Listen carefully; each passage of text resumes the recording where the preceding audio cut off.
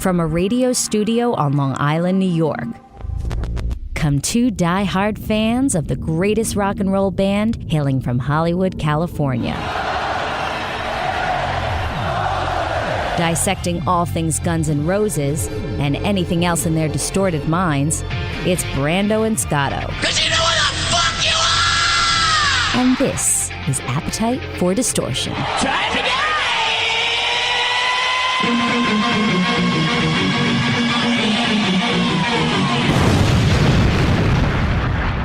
And welcome to the podcast. My name is Brando. This is Appetite for Distortion. And with me is... I'm Miller. Johnny Miller. John. You even say it. Like, we said you looked like Agent Smith. Oh, yeah. From The Matrix. Yep. Say Mr. Anderson once. Mr. Anderson. There you go. Well, that voice is John Miller. It is not Ian Scotto. Don't worry. Ian is still half of this show. Ian, last night, as we're recording this, Ep.8, I believe, was in South Dakota seeing Dokken. I mean, and we were texting last night, and we're probably going to get on Ian later on in the episode to give us a fresh recap of it. He said some guy with like no teeth went up to him and be like, "You came from New York to see this? Well, you one crazy bastard." And he is a crazy bastard.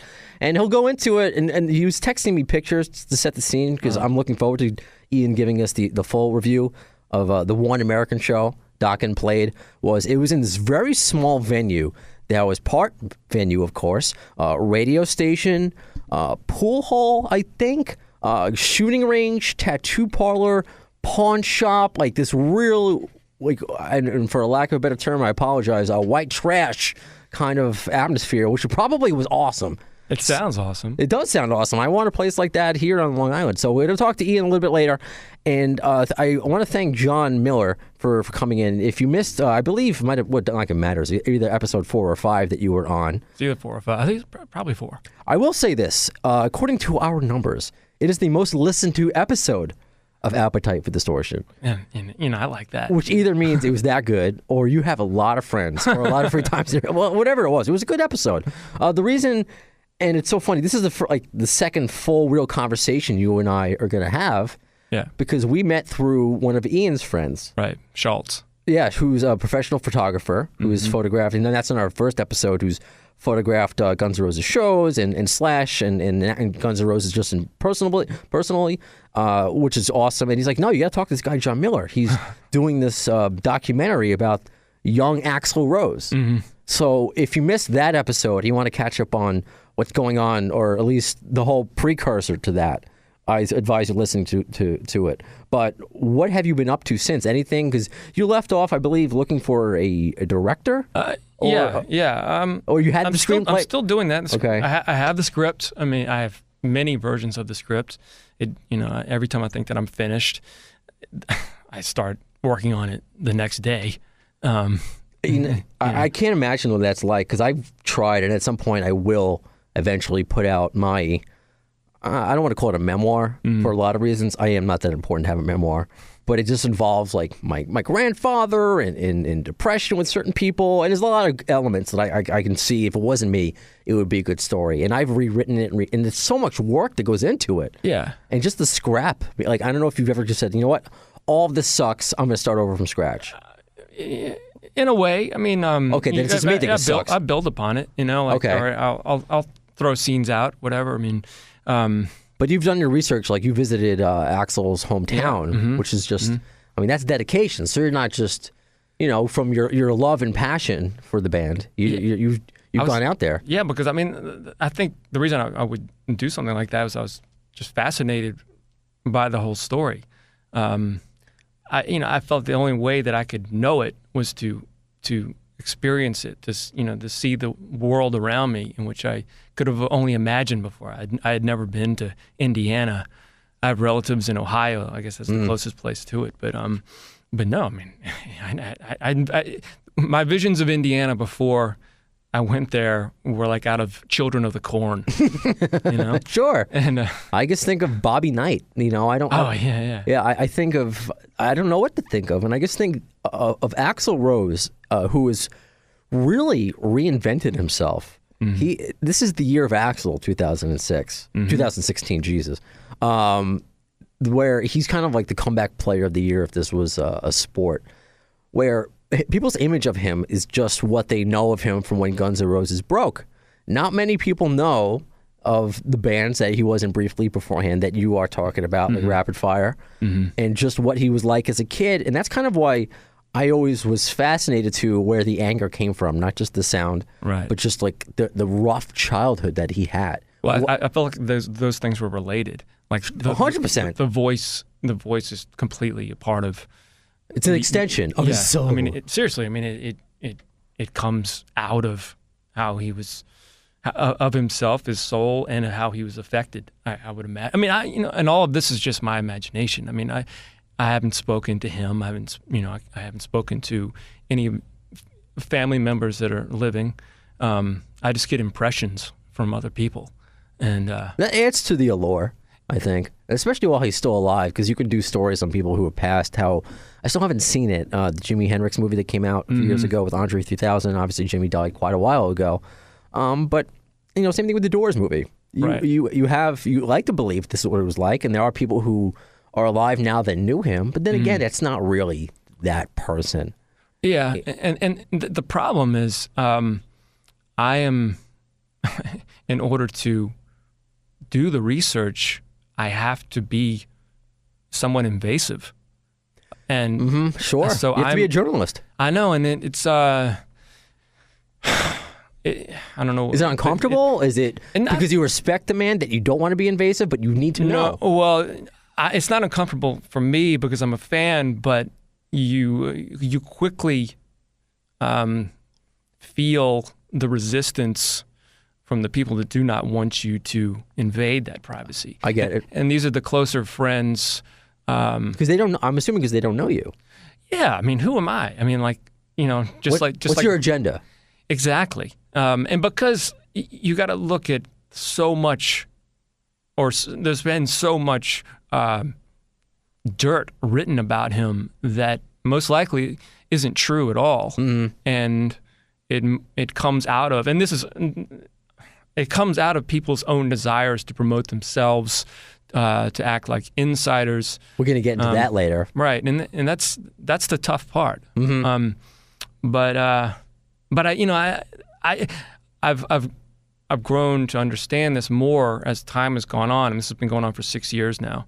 And at first, it all seemed so simple, like, well, let's do a movie. Who wouldn't want a movie? Well, I mean, I have to ask that question myself. Would I even want some stranger to come up to me and say, I want to do a movie about your life?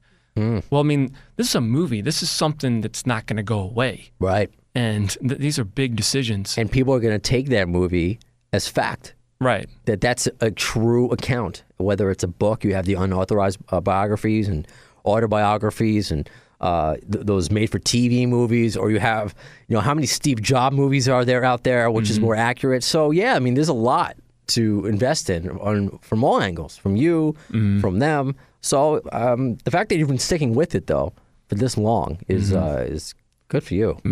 It'll happen. I believe it. Well, I enjoy it, but I think people in my life are getting a little tired of it. Don't they usually say that, though, about, like, some of these geniuses, like, when you get obsessed with something and everyone around you is like, no, you got to stop. Like, no, focus. The next thing you know, I don't know, like the statue of David is made or whatever. Well, I mean, my wife and I are flying to L.A. on Tuesday. Okay. And we always stay with her uncle out there. He's family out there, and he lives in this house, which was kind of my dream house, up on the hill overlooking the valley and all that. And so I called him up about 3 weeks ago when we were thinking about doing this. And, of course he's going to say yes. But then on the phone, I heard him say to her, this is really just a disguised Axl trip, isn't it? And so I yell at him over the speaker, like, no, come on, man. I mean, sure, a little, of course. But no, we're coming to spend time with you. I mean, I do like spending time with him, but there's things about L.A. that I care about. It's just the icing on the cake. Yeah. No, I get it. Because how can you not think about it, at least? Yeah. I mean, there's a lot of different ways you could talk about it. At some point, and I just wanted Ian to be here for it, because we're going to try to reach out to Sebastian Bach, who's playing a show here in Long Island soon, and just to talk to somebody like that who's been friends with Axl for a while. And I don't know if you've reached out to him. I mean, he hasn't known Axl since the time period that you're doing, but it can give you. I haven't tried that hard. Okay. I had at all. If I did, I just with him, and just what I've heard, I felt like he would be a much more protective person, that he would dismiss the idea right off the bat, or he wouldn't. I don't know. I like the guy.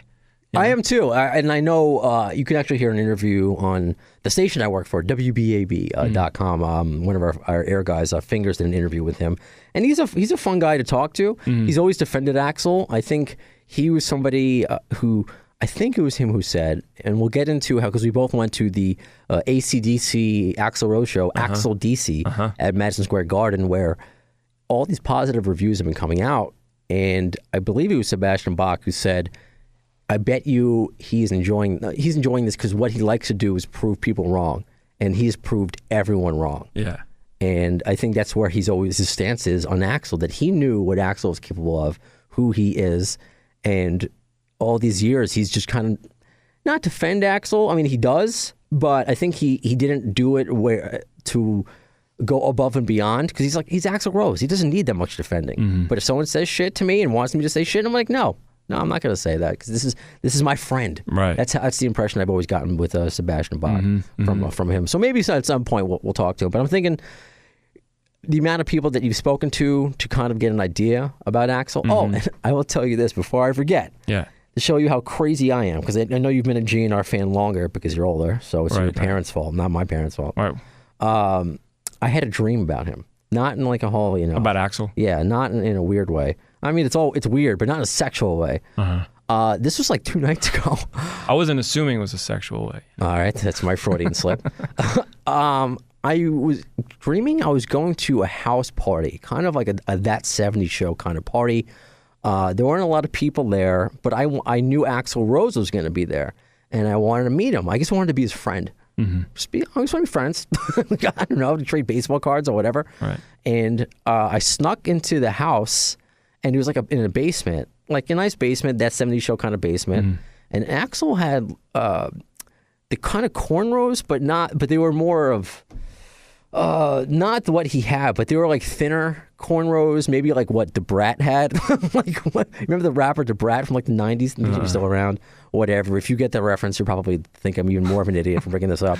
But like these weird braids, cornrows, and he sees me, and I'm like very confidently introducing myself. Hey, I just want to meet Axl. Axl sees me, and he seems really upset. And then he kind of just whispers to his friends, and then he just leaves.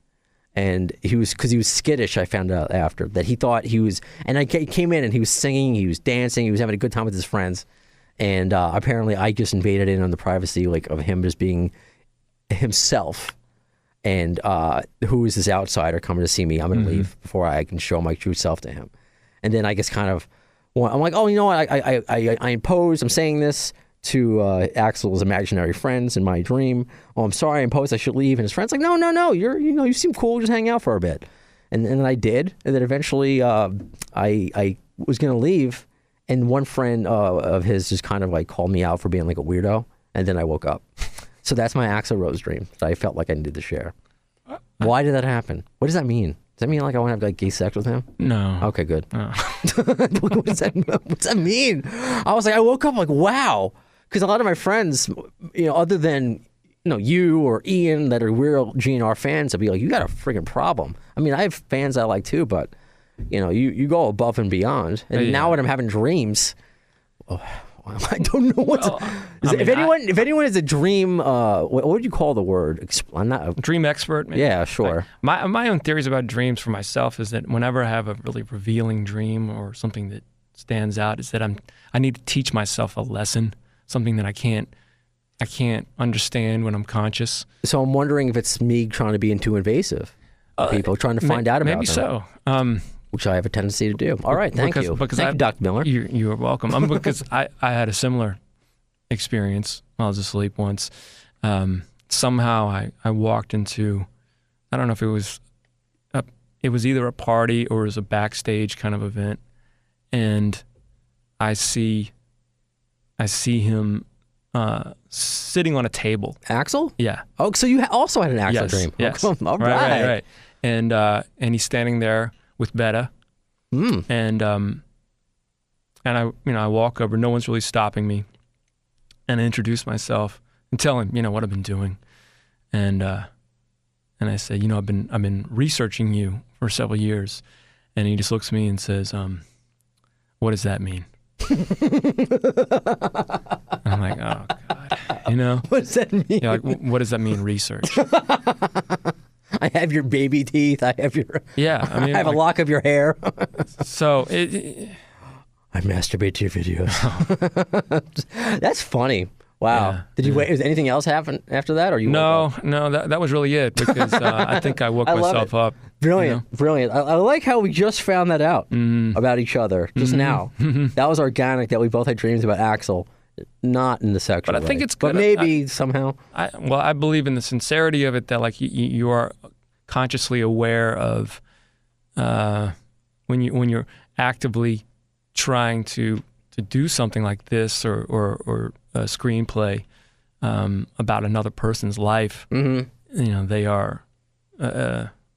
They're going to be affected by it in some way or another. Of course. Even those who say that, no, I didn't read that book. I didn't see that movie. Bullshit. Yeah, you did. Or at least somebody told you about it. I don't want to hear that crap. So I'm even more glad that I had you on because Ian right now, in addition to, because we try to get these shows out every 2 weeks, and we've gotten, and I appreciate the fact that you've listened to more than just your episodes, so I know you're not an egomaniac, and you give us some good feedback. I did hear it like 3 or 4 times. With no pants on. Probably so. That's what how I'm recording right now. They don't. I can't see from here. Okay, yeah, good. So we try to get it out every couple of weeks because this is not our job. We're not getting paid, at least hopefully not yet for it. I work in radio, Ian works in radio, but as in your job and whoever's listening, sometimes it gets to be the busy season. So he was worried, hey, we may not be able to record for a bit. And I'm like, that's cool. We're still building this. We're active on social media. We're talking to people whenever you're ready. And he's like, you know what? Just you can do a show by yourself. I'm like, I don't want to do that. I don't want to listen to myself talk. I mean, I don't know how my therapist does it. Like, I don't know. I don't want to hear myself talk for an hour. It's like, well, you could find someone to co-host with. And that's when you came to mind. Because especially since like that first conversation happened. Yeah. And because I even said, I'm trying to think of like maybe, because there might be a show where Ian does a show with a co-host. He's like, yeah, it could be like, Opie and Anthony, unless you know where Opie and Anthony are now, which is a mess. So I mean, there always has to be a good chemistry between people. So that just proves it that it's there that we both had dreams up at Axl Rose. That's fascinating, and it also segues into the main, I guess, theme of this episode, which is Axl DC. Yeah. We spoke about Ian and I on a past episode, of course, leading up to it, because it's been a story as long as the GNR reunion, almost as long, right? I guess beginning of April. Yeah. Which was, or maybe several days, but maybe a week or two before that. It was when he was spotted by TMZ in Atlanta, right, at a studio, and he was in separate. And when I saw that, and I'm hearing those rumors, you'll tell me your reaction, but mine was like, no way, that's not happening. So when you first heard the rumor, I guess I went through that's not happening, and that would be weird. And he's doing the GNR thing. What were your initial reactions to it? Well, I was concerned. I was a little confused. Concerned in what way? Concerned about the voice. No, not. Was I? I don't think so. I was. I'm like, his voice. Now we know it's good, but was iffy for a few years. I'm like, how is he going to do this? Well, I mean, I've never been concerned about his voice, really. Since we had only ever heard him do, as far as I know, Whole Lotta Rosie and Riff Raff, which both of them have always been fantastic. Right. Whole Lotta Rosie since '87. He started that when they did that. That's one of my favorite AC/DC tunes. Yeah. Yeah. I mean, he killed it. I mean, he even says in that one recording, he goes, "I'm no Bon Scott, but this is a Whole Lotta Rosie," or no, she's a Whole Lotta Rosie, or something like that. And then he just tears into that song. Sure. And he's been performing it off and on, especially in the last,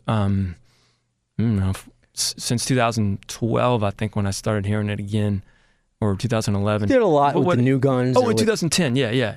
Yeah. With Ashba, I know he did a lot. Sure. Yeah, I'm not sure who was. I guess who was taking lead on that one. If it was Fortis or Ashba or Bumblefoot, I don't know. So many. Yeah.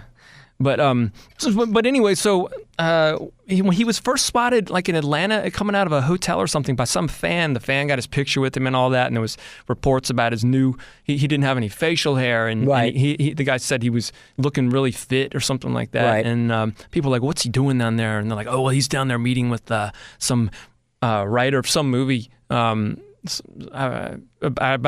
assumed about soundtrack songs or something, and then right after that, the TMZ shots came out of him coming out of the studio, and the other guys. I'm like, wow, this is for real. He's trying out for AC/DC and trying out. He's auditioning for AC/DC, you know, and he essentially was. Yeah. I mean, there was talk of Rob Halford doing it. That I did not know. At least there was, probably one of one rumor that he probably mentioned it or Rob somebody Halford. mentioned it. Because the only ones, because that would be, that would be awesome, but that would just be weird. Well, you know what? I can't say anything because it would just. We'll get into my view of Axl DC now. So that's interesting. But I only heard of, and they eventually I think badmouthed AC/DC and Axl Rose with the tribute band kind of as singers. But like some tribute band singer thought that he should be in. I mean, maybe he could do the voice or whatever, but and I'll get to that in a second if I can remember. But like he when this became announced, the whole idea of the reunion between Slash and Duff and him was. First becoming real, right? It was. It was becoming real. It was coming. It was happening. I think I had my tickets by there, or I. This is pre ticket buying. I don't know. I'm getting kind of flustered here thinking about it because it was. Well, so much it's a ways back. Yeah. And so I'm like, how is this going to affect it? Like he just started this thing, and now all of a sudden he's going to go do an AC/DC. Like what I don't. He should just focus on one thing. You know? I agree. And so then, that spy footage came out outside of Lisbon, Portugal, outside of the rehearsal studio of Shoot to Thrill, and I found it hard to believe that what I was hearing was him. It sounded so good, and he was really paying tribute to the way Brian Johnson sang. Like he is making it his own, but he's also not veering too far away. Like he's paying tribute to Brian Johnson. He's taking his place in a respectful way, and not stealing. I got all this just from that one little clip that somebody got on their phone. Right, that was just outside a studio. Right. So it was essentially a video of a wall. Yeah. And you would hear kind of a muffled, but good enough to still tell that this is pretty good, man. And that's fantastic. Is the word I thought. I mean, fantastic for me came when those live shows first came out, and "Shoot to Thrill" is the song where I'm like, "Holy fucking shit!" I don't know how. I can't even say that any other way. It was, wow. This is just like the best version of it I've ever heard, and that's no disrespect to Brian Johnson. No. And it's just, I'm like, this is actually happening, and this is something else I need to process in addition to the reunion. So. And then there was of course the backlash where, it came out where it was like a Twilight, where there was instead of Team Edward or Team Jacob or whatever. I've never seen the movies. I guess know people, right? Where it was like Team Brian, or that's what people were started to do. Like I'm Brian. Right. That how can you do this? Fuck Angus Young. How can you do this to him? Well, and of course these are immediate reactions, assuming they fired him. Right. And maybe it was. Johnson was vocal, and then he was very depressed about it. But it wasn't, and he felt like he'd sort of been kicked to the curb. But still, that doesn't necessarily mean anybody was fired. You could quit or be told by your doctors that you should stop and feel like you've been kicked to the curb because you're leaving something you've been involved in for nearly 40 years. Sure. And it was his hearing. That they said if he would continue to perform live, he would become deaf, which is serious business. Yeah. And I've heard interviews with Jim Brewer, who's friends with Brian Johnson, where he records the same way he performs, where he just comes in, Just cranks it. screams his face off, smoking a cigarette, drinking whiskey. I mean, you got to take care of yourself at a certain point, which I think is what Axl is doing now. Yeah. And then the interviews, because of course Guns N' Roses doesn't really do press, but AC/DC is a more professional band, I guess. And I say that with the utmost respect, but they're more press friendly, I guess. So when they had Cliff Williams, who is now of course retired, Angus and Axl, doing those, and we played some clips of them before on previous shows, and you can see them on AC/DC's website. That they explained it, and they seemed genuine. They didn't seem like they were changing their agenda. Like, no, it's like they're acting like we're kicking him out, like he came to us, this is the deal. And Axl's like, it's not like I'm jumping for joy. And this is also, he couldn't jump for joy because that's when he broke his foot. Because it's not like somebody's leaving on their own accord. It's just like, I'm just feeling in, and this is one of his childhood favorite bands. So you could tell that he was happy, like, wow, I'm doing this, but he wishes it was under better circumstances. So once that came out, I felt better because it was still weird to me because I wanted everything to be, because I've been rooting for Axl, like, okay, he's changed. That's why he's back together with Slash. He's good boy Axl. How is GNR going to react to this? And of course, a couple weeks ago, when Duff and Axl, and we played this on, I believe, on the last episode, interviews from it on Brazilian TV, when Axl was talking about AC/DC, Duff is like, has this huge smile on his face. What did he say? It was radical? Yeah, he's like, that's radical, man. He's like, turns into a Ninja Turtle all of a sudden. He's like, that's radical. And he's like, and him and Slash have come out to see a couple of shows. And they flew to London to see it. And I think one of the original shows, and I believe they saw the last show. You could see them. Slash and his girlfriend is standing beside Fernando and Betta. Yeah, just and that's so cool. That's so cool. So I mean, leading up to, where were you leading up to the AC? Like, when did you buy tickets? Because also I bought them as soon as they were available. I bought them. Did you buy them as AC/DC or Axl DC? Oh no, I mean. Well, you mean after he joined? Because if you I bought it after he joined. Okay, because you may be, I wouldn't say, I don't have the number, so I can't even say you're one of the few. But AC/DC offered refunds, saying, "Hey, you paid to see this band. It's not exactly that. If you want to return your tickets, you can return them." Right. I had never previously seen AC/DC. Neither have I. Even though and I think I guess that's good for our. Where we're going to get to in this conversation, where I've never seen them before, so I have nothing to go off of. I've always heard they're great live. Bon Scott died probably maybe 3 years before I was born. I think he died in 80. 80, so yeah, I was 83. So, I mean, I have no recollection of him other than just listening to like TNT on the radio and YouTube clips. So I grew up with Brian Johnson as AC/DC, even though I like Bon Scott's stuff better. And that's no disrespect to Brian. Just something about Bon's voice and attitude I can feel in the music that's a little different, that I just somewhat gravitate to more for whatever reason, to Brian Johnson. And I love Brian Johnson. That's just me personally. But I had just never seen AC/DC. Their tickets are always too expensive. Conflict with other things going on, whatever, other reasons I haven't gone. So I did not buy tickets. When I found out that Axl was now heading, and they're coming to the Garden, I was debating it, and I wasn't sure. And Ian and I have spoken about it in previous episodes. And we're like, are you going to go? You going to go? I don't know. Then I saw Guns N' Roses, the same show that you did at MetLife Stadium. I got to see Axl again. I got to see this, especially seeing all the clips of him out there. I'm like, you know what? This is an event. I want to go. So then I asked somebody I work with at WBAB, because we give away tickets. And it's not like that. Don't worry. It's not all like that in radio, listener people. We don't always get tickets to everything. And we don't always have like extra tickets to give out. That is not the case, because I actually tried to get tickets for the second GNR show at MetLife for free, and I could not get them. We gave them all away to actual listeners. But my coworker here gave me his personal tickets because he could not go. Wow. So then I went with a friend of mine, and I'll just leave it up to there from the tickets and where they were. So I want to know like where you were. I got on the floor. I mean, when I bought the ticket, I got them. I get up at 7 a.m. or whenever it starts, and I've been up until 4 the night before anyway. And so I get up, and I'm just waiting, and I jump on the first floor once I can get. I get 2 tickets for my wife and me. And then I'm like, I don't know. Let me try it again. So then I get 2 more tickets. So I've got 4 Wow. on the floor. I'm like, okay, I'll sell the other 2, no problem. People will nab these up in a heartbeat. And so that was when they went back on sale after the whole refund thing. Okay. So these must have been tickets that were, because I think MSG was sold out originally. So They're a band that sells out. These were made available. And I think it definitely was sold out.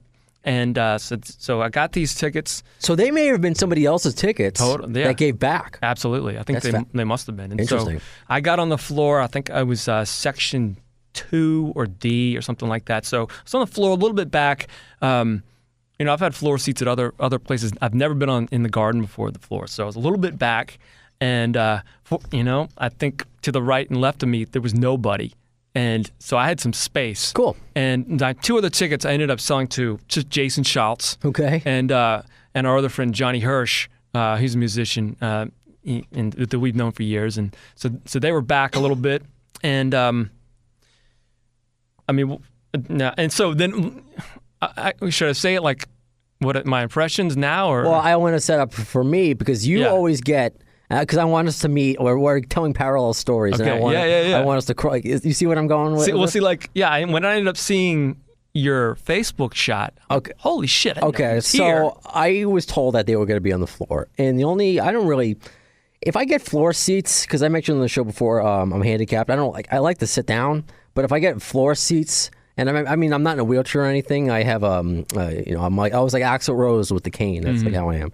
I like to be up against the railings, so something to hold on to, because I can get knocked over easily. I'm easily knocked downable, put it that way, which has happened nearly at Korn concerts and the Suicide Machines. I've been saved by friends. Those are stories for another time. Okay. So I'm like thinking like, oh, it's AC/DC. It's not going to be that crazy. Seats, it's an older demographic. It's not going to be crazy. I'm not thinking too much of it. And it's funny, the last time I was on the floor for in Madison Square Garden, 2002. Nice. Guns N' Roses. With Buckethead, which I completely missed, and it was in the back, and I'm 5'6". It sucks. I can still see stuff, but it's not like I don't feel like I'm on the floor. I'd rather be a little higher up and be able to have a look down or whatever. But so I'm not thinking anything of it. So I go with my friend. She's the lead singer of a band you should check out, Midnight Mob. Okay. And especially if you're a Guns N' Roses fan, I think her voice is like if Glenn Danzig and Axl had a baby girl. Did you guys talk about her on the last couple episodes? We have mentioned it because I've seen them before, and they opened up for Brad Whitford's band with St. Holmes. Whitford St. Holmes. They're like they are because y'all played some clips. Not of them on this show. Okay. But I've mentioned them before because as far as like a local band, they are my favorite because and I have a lot of friends in local bands, so it's no disrespect to anybody else, but for whatever reason, like or just like with Guns N' Roses, there's something that strikes a chord with me. Mm-hmm. So anyway, we go, and I knew they were on the floor, but I felt like with Wayne and Garth when they went in to go see Alice Cooper with the Pass, like, is this cool? Is this cool? Alice, is this cool? Yeah, come on in. And they said, yeah, no, keep going. No, you can keep going. Are you sure? And then we start to go up and like where the stage. Wait, did you have a seat? Yeah. Okay. With the stage jettisons out, is that the right word? Like kind of like the extended stage. Yeah, yeah. And we're starting to like walk past that a little bit. And I'm like, what the? And then like, oh yeah, you can just move in here, and you're right there. So I'm like, we're right by the stage. So we're right. Okay. We're right by the part that sticks out. Maybe 10 rows, behind, like from the stage. Something like that. But still, it's like, whoa, what the hell is this? I've never been this close. Wow. I told my buddy who gave me a seat. So I'm like, if you want a hand job, whatever you want to do, he's like, whatever. You got to be careful with we'll figure it out. Those kind of offers. We'll figure it out. Said in jest, of course, maybe. So then we got there just in time. So was there even an opener? I don't even know. There was. We missed it. Okay, so I had no idea. So we get there, and I'm like about to take pictures of and put it on social media. And you can actually check out the pictures I took at the beginning all throughout the show on at the AFD show on Facebook and Twitter.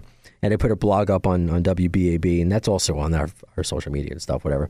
Excuse me, what am I, Howard Stern? But I just had a strawberry milkshake from McDonald's. That's what, and now my I've got burps coming. I taste like strawberries now.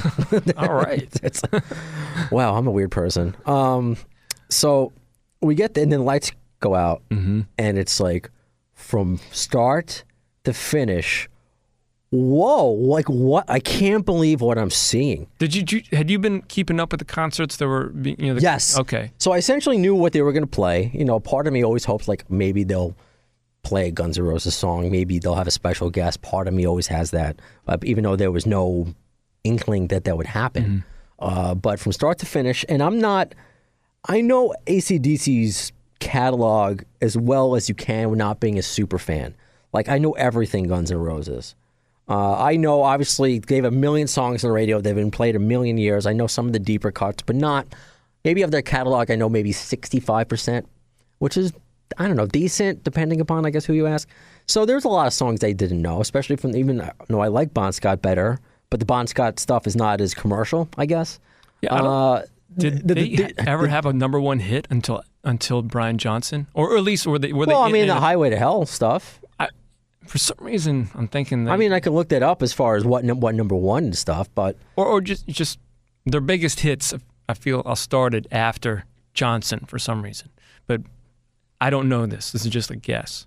It's possible, and I think they really went to... And we'll get into this also if our conversation directs, at least into this direction, rather, that Bon Scott died, and they got a new... it's not like they replaced somebody, and they just... blew up like essentially again and went to this other stratosphere, and we can compare it to like Van Halen and things like that later. But just from the get-go and seeing Axl, he was the same. Like I guess he has his new way of dressing every time like he does like a tour. So now it's kind of like this rock and roll old West guy. He wears that that dark hat like the guy from Mortal Kombat or Old West or whatever. And just the ripped jeans and kind of like a baggy shirt. Baggy shirt. And he came out maybe with a jacket. Yeah, maybe a jacket. Cowboy boots. Right. And he wore a Jim Morrison shirt this time, which I thought was pretty cool. Yeah. And he just, everything, unlike with Guns N' Roses, and we'll compare, Jesus, I think you have to burp me. Unlike with Guns N' Roses, where there's a variety and a variation with his voice. It can be high-pitched, it could be low, it could be soft. It's just straight through rasp. He kept it the entire way. There's a smile on his face the entire time, like he's up there with his idols. And and how close I was. So I'm really trying not to have that influence my view. Of course, it influences my view of just the enjoyment of the concert, but just comparing it to, which we both can do since we saw the same two shows in GNR and AC/DC, to affect my view of how his performance of it. Where he just seemed to be enjoying it more. Where with GNR, he seemed to be like, I'm out on a mission, I'm going to punch you right in the mouth. This one is like, I'm going to punch you in the mouth, but I'm going to enjoy it a little bit. And it was just, and how close I got. You go to, if you're listening, you haven't checked it out on our Twitter and our Facebook yet, it's on at the AFD show, how close I was to Angus Young and Axl Rose. And it's just like, oh my God, because you told me stories where you pseudo met Axl. I've never been that close to him, and I sound like such a like a teeny bopper. Like I just met Fabian or something. I just met a Fabian reference on the GNR podcast. Fabian. That's weird. Like, ask your mom. Okay. So I got so close, and I'm like, that's Axl Rose. Like I can like almost touch him, and in him again a non-gay. I'm not really building my case very well. But it was therapy. It just how close I got and how awesome the music was. It was a stellar show for me, start to finish, and it blew me away. And it has since given me a new appreciation and love for AC/DC. Yeah, I've been saying that. I can't say that is my number one favorite concert of all time, but I will say that it battles for number one with my other favorite, which was my first Guns N' Roses concert a decade ago at Hammerstein Ballroom. It was equally as exciting. Right, which you spoke about, the episode that you were on, that was your favorite show ever. Yeah. And that's what's interesting, that it battles for it, because I can't say definitively it's better than when I saw them reunite at MetLife, or when, and I have to put this up there, Velvet Revolver in New Jersey, which was insane. But it's battling. It's up there. And just the fact that I just never, in my wildest dreams, think that Axl and Slash would play together again. Right. And then within the same summer, see Axl Rose front AC/DC. Yeah. And essentially what maybe, and we'll talk about the potential future plans for them, could be AC/DC's last tour ever. We knew Cliff, and he has retired. I don't know. And we'll get into that as well, where, Cliff has retired officially. So if they do continue, it's going to be Angus Young, Stephen Young, who's Malcolm's younger brother, I believe, or cousin. He's actually their nephew. Or the cousin, okay, or relative. I knew he was a relative. Nephew who looks... Just like him. Yeah. Just like him. So obviously Malcolm has dementia, which is sad. Then I think he's also... I heard he has pneumonia as well. Jesus. And then, of course, you laugh at this. I'm sure you heard about it. Obviously, at this point, you know about Phil Rudd, who got he had house arrest for threatening to kill his ex-manager or his manager. So now and drug dealing, I heard. Yeah, and wants back in AC/DC, but doesn't want to work with Axl Rose. Oh, because I'm sure Axl wants to work with you, asshole. Yeah. So right now it's not. Everyone's got to have their say, you know? Right. So that's my impression. I left, and you could see videos of I believe the full songs of TNT at Thunderstruck up there. A whole lot of Rosie when they inflated the giant fat chick was so cool when the inflatable started like playing with herself. You're not gonna see that at the Macy Day Parade, are you? And all the pyro going off and everybody around was just so into it. Well, like there was no negativity there, no like where's Brian? None of that. Where you may have seen at a past Guns N' Roses show. Where's Slash? None of that. Everyone was in love with that band. Where's Izzy? Right, where's Izzy? None of that. I mean, even though that question arises, but it's not said in like the anger that past GNR shows. It's more of like, come on. It's an arrogant kind of gesture, like, oh, look what we can point out now. I'll bring my Where's Izzy sign and distract. It's so funny.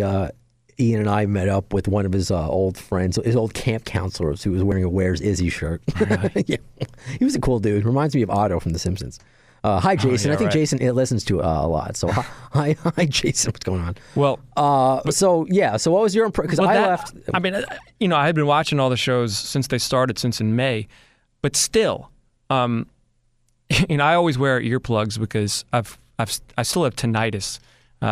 One of the things that I did, I convinced I needed research of learning, little bands starting up in smaller clubs around town, and so I was following some friends' bands playing in at like Don Hills and a couple of the venues around town, just making videos for them, and I went without earplugs, so it permanently damaged my ears, I think. And then I also went to see Adler's Appetite later that summer. This is all in 2011. I did a lot of work, and so I've got tinnitus constantly. This high pitched squealing that whistle. Sucks. It won't go away, and so I wear my earplugs no matter what, and I hate it because I feel like I'm not experiencing it as. There's nothing you can do. I thought they have medication for that.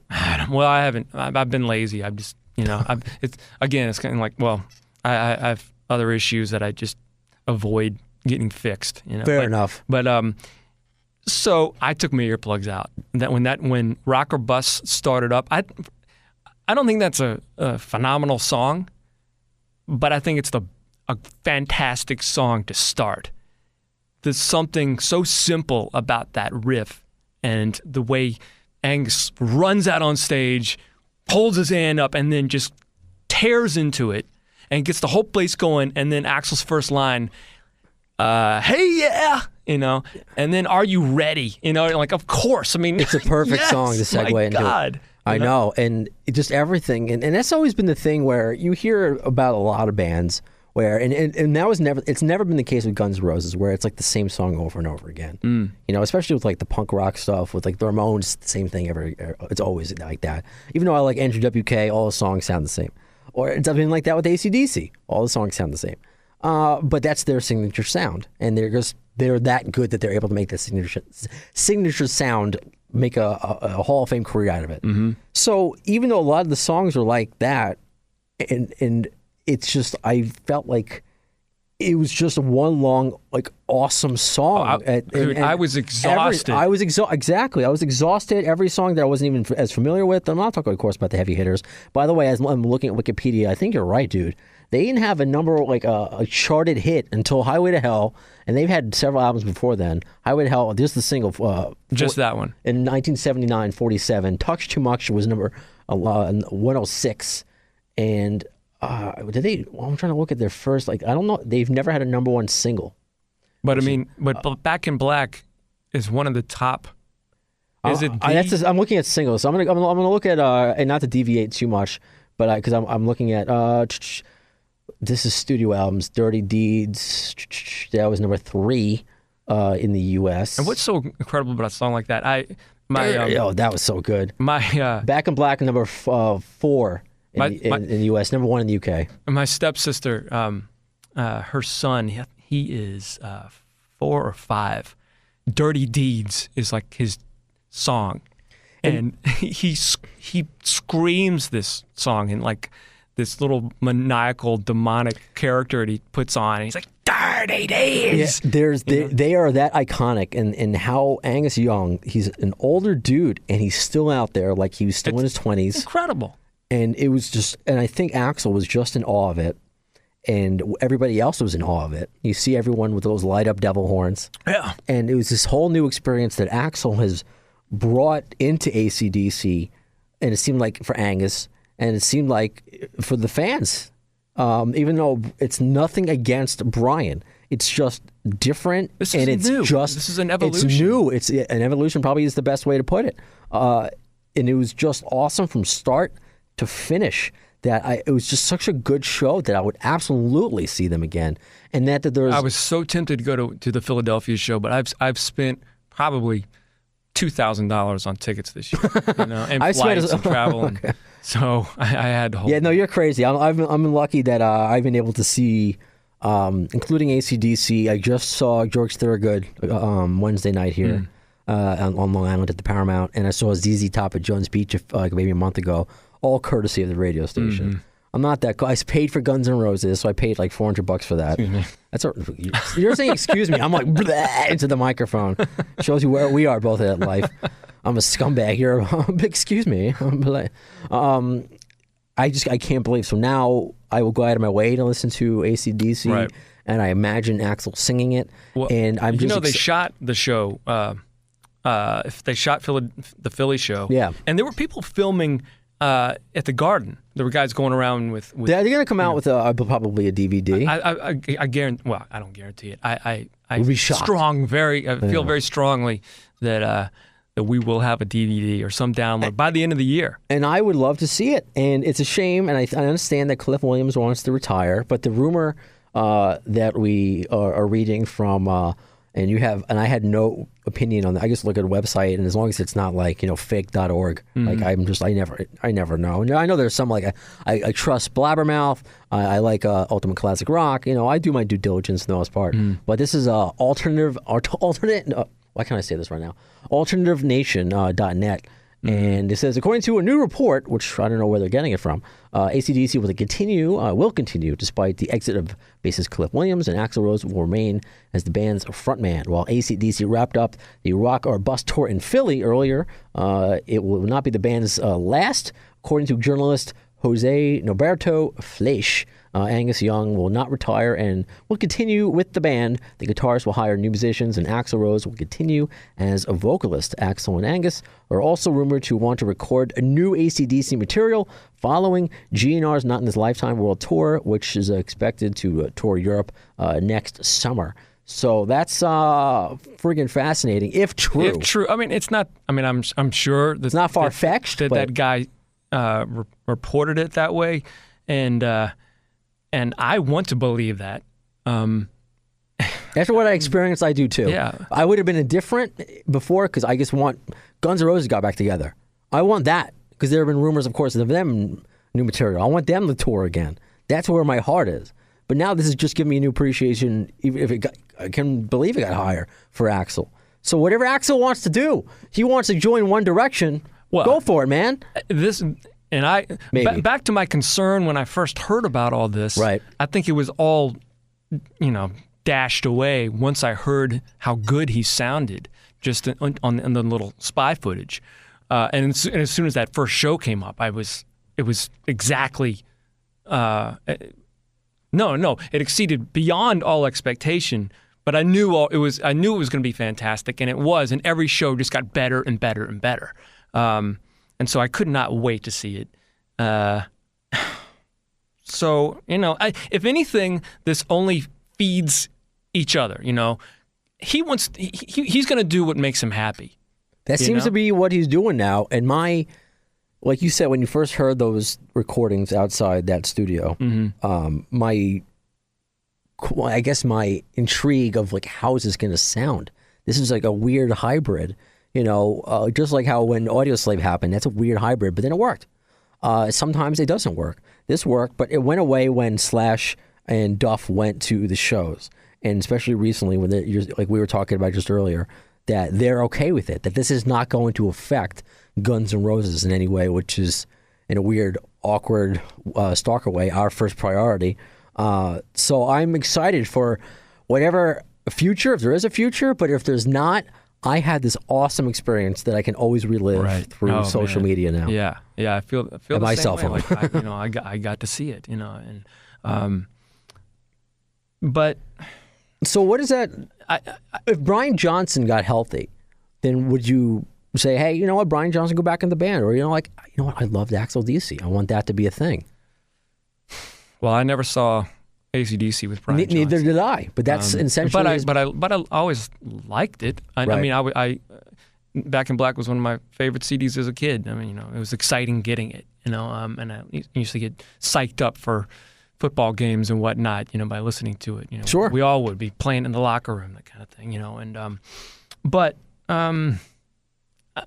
and it's, again, it would be absolutely. Of course, it's only up to whatever Angus wants, and you would, he'd be making the right decisions for himself. So I could only respect that. And I guess we can parallel it to, of course, Van Halen happened with David Lee Roth, and I don't know if did you go see them at all? Yeah. Okay. I saw them a bunch of times. Did you see them at the Garden? I saw them at the Garden. Was it Cool in the Gang? Yeah, 3 times. Yeah, so Cool in the Gang open. I love that. That was fun. Oh yeah, no, I love that stuff too. So, all right, so we were at the same show. Ian was also at that show, I believe, as well. I loved it. I had never seen Van Halen previously, and of course, in this last tour, David Lee Roth is getting a lot of crap for his voice, and I'm like, he's never Pavarotti. Like, it's still Van Halen. Enjoy it. Shut up, trolls. Like, it's just, I still loved it. I think David Lee Roth recently, he wants to do more stuff with Van Halen. In the future, it just hasn't happened right now. A few months ago. Sammy Hagar, which I'm one of the few, I seem like one of the few people that loves both versions. I like Van Hagar. I look at it as though as a different band. Yeah, I like it. I don't love it, but I like it. Right. There are people who despise it, who just like, this is the Antichrist. So I like it. I can crank Dreams like I can crank Panama. That sounds, that's some people want to punch me in the face right now, but whatever. No, like that whole first, was it 5150? Yeah. Why Can't This Be Love? Whatever. Love that song. It's a different feel. It's a different way. But it's still a good. To me, it's still good music. Alex and Eddie, Right. And a few months ago, Sammy Hagar issued. I think they exchanged this like 14-year-old girl shit. They exchanged happy birthday tweets. Sammy even went on record and wanted to just offer an apology for his behavior, and it wasn't like, he's like, it's not to get back together, but everyone. That's what I know what he says publicly. But I think this was shortly after Bowie died. He's like, people my age are dying. Like, I want to put all this animosity to rest. This is not what life is about. And I've always respected that about Sammy. He's just like this chill dude. Same thing with David Lee Roth. Even though they fought, they had this weird zen about both of them. Like, it's very weird. You mean between Dave and Sammy? Is that what I said or no? I don't know, because I know they fought when they toured together. That's right. And then there's a great Howard Stern episode, I think from 2003 or 4, where you hear them sort of trying to outdo each other. Sure, but they have this weird where they just love nature and love life kind of thing about the same. They cut from the same cloth, but for some reason they rub each other the wrong way at some point and some parts. But he issued that apology. I don't believe I've heard anything from Eddie or Alex since. But if they were to tour, I would go. I would go, of course. But I guess it's kind of comparing it to, but what if David Lee Roth wants back in the band? Again, and it's just whatever's the best. It's just up to Eddie. I guess these are good problems to have.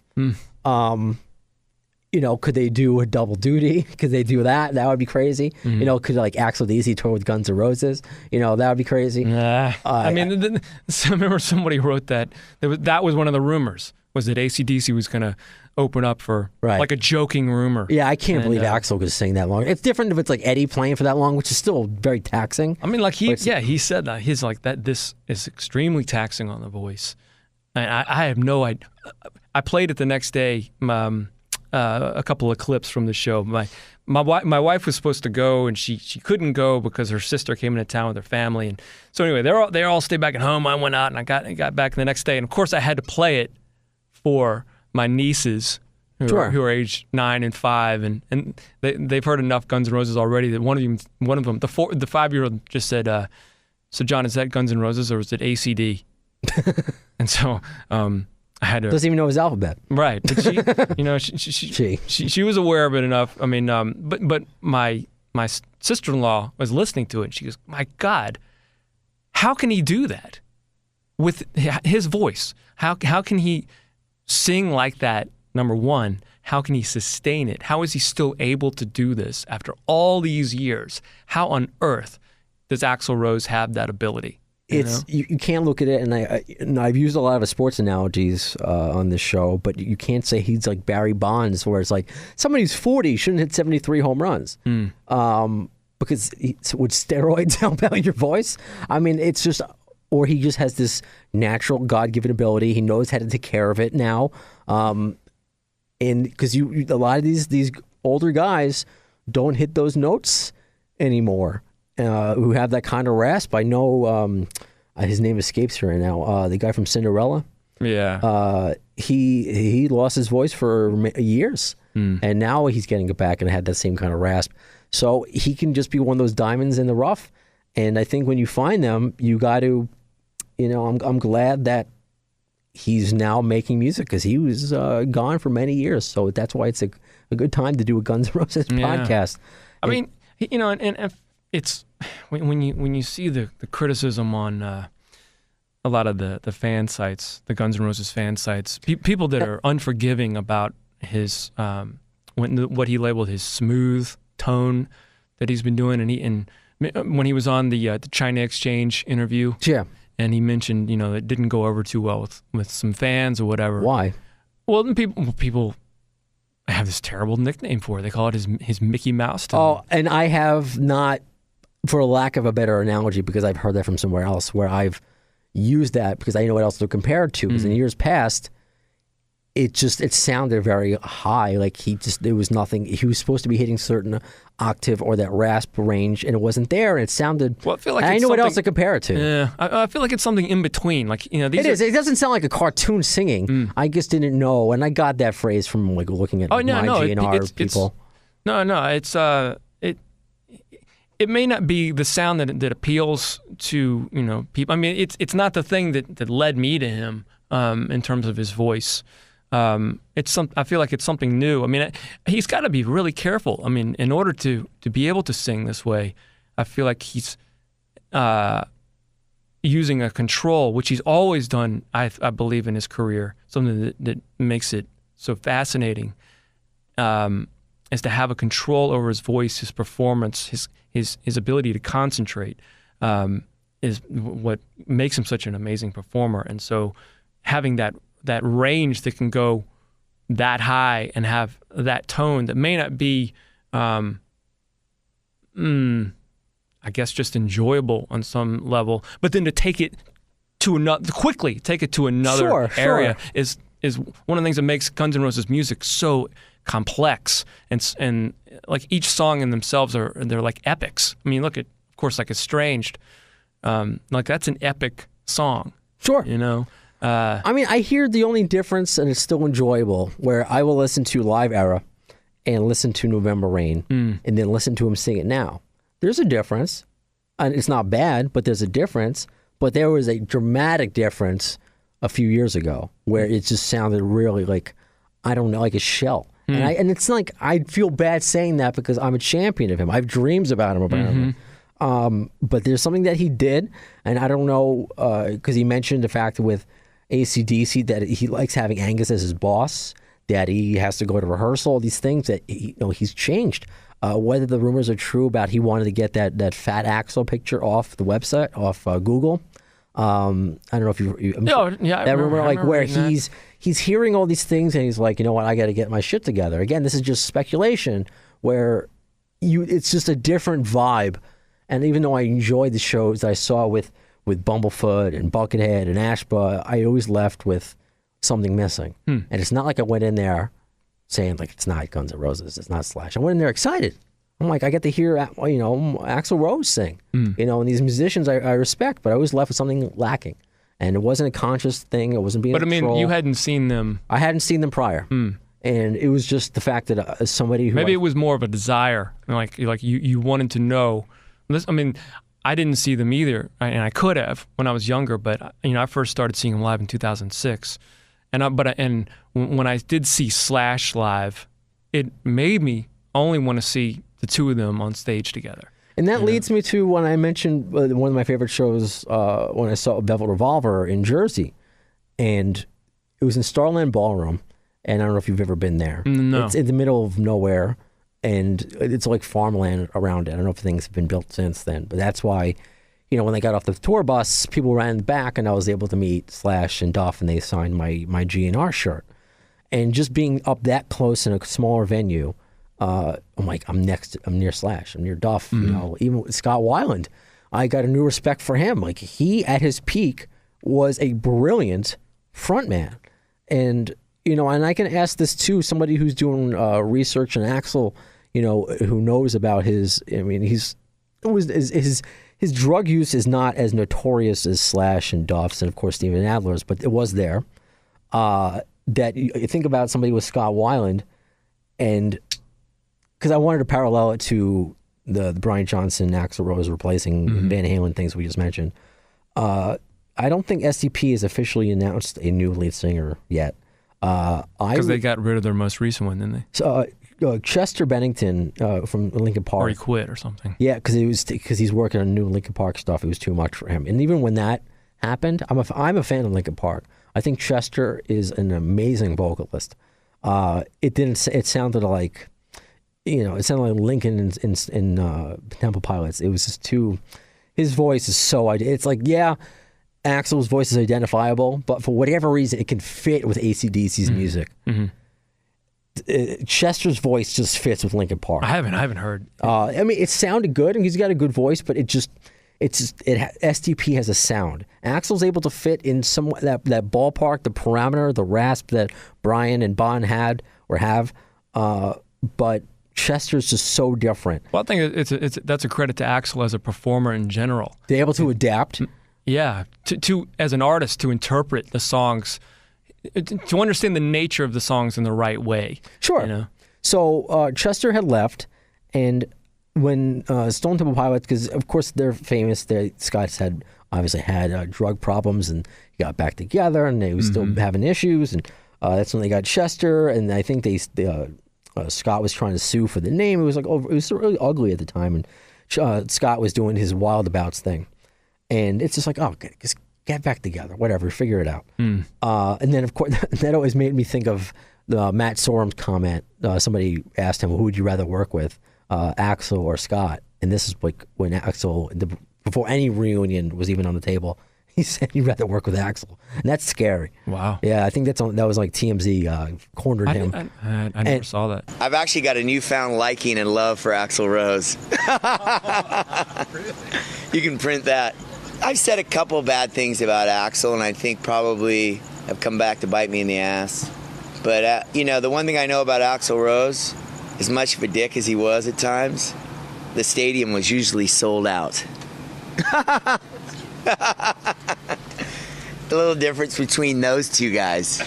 I'm talking 50,000, not 5,000, okay? I could deal with that. Jet, Not just a jet. I'm talking a 727. My own limo and a guy to carry my shit.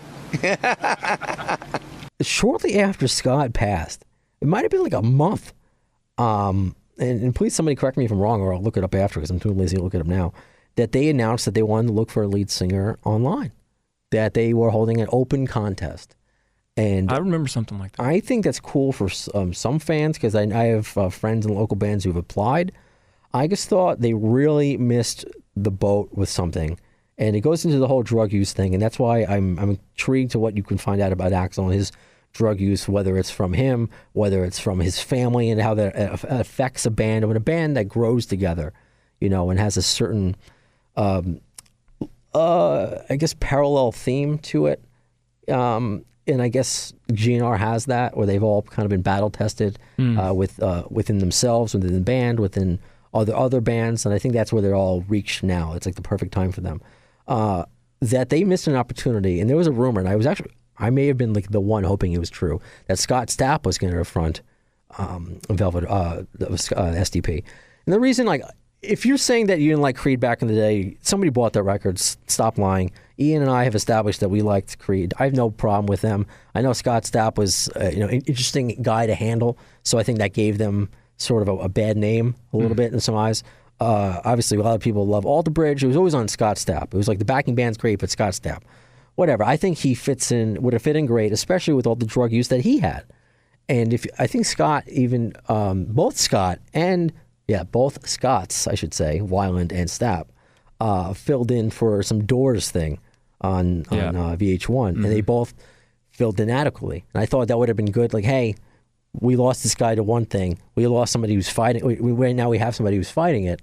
But this is our new SDP. That's something I would have liked. So that's something for me that I would have, a circumstance that I can see a band moving on and be okay with. I wasn't alive when, and we interviewed Stevie Rochelle last episode for Metal Sludge and Tough. And he's told this to Ian and I because we're both younger. I'm 33, Ian's 30. He's like, you weren't alive when the whole Sammy Dave thing happened. That took days for it to happen. Like when it hit magazines, that we found like it just, and all of a sudden in a magazine, Sammy Hagar's new lead singer of Van Halen. So that, I don't know what it's like to process that information and what makes that okay in the views of the fans. Of course, the actual bandmates, and like it's their own choice. They can do whatever they want. But I'm thinking, what makes it okay to move on? So that's relating to Axl moving on with AC/DC. Now Guns N' Roses back together. What made it okay for some people to see Guns N' Roses with a backing band, an Axl and Roses? What made it okay for us to? We enjoyed it. Other people I loved it. Other people refused to see it. So it's just, or what made Velvet Revolver okay? There's so many interesting moving parts to changing. Well, I mean, you're talking completely. You're one. I guess you're. I'm looking at a really abstract way. Like the general, like, because of course you have to,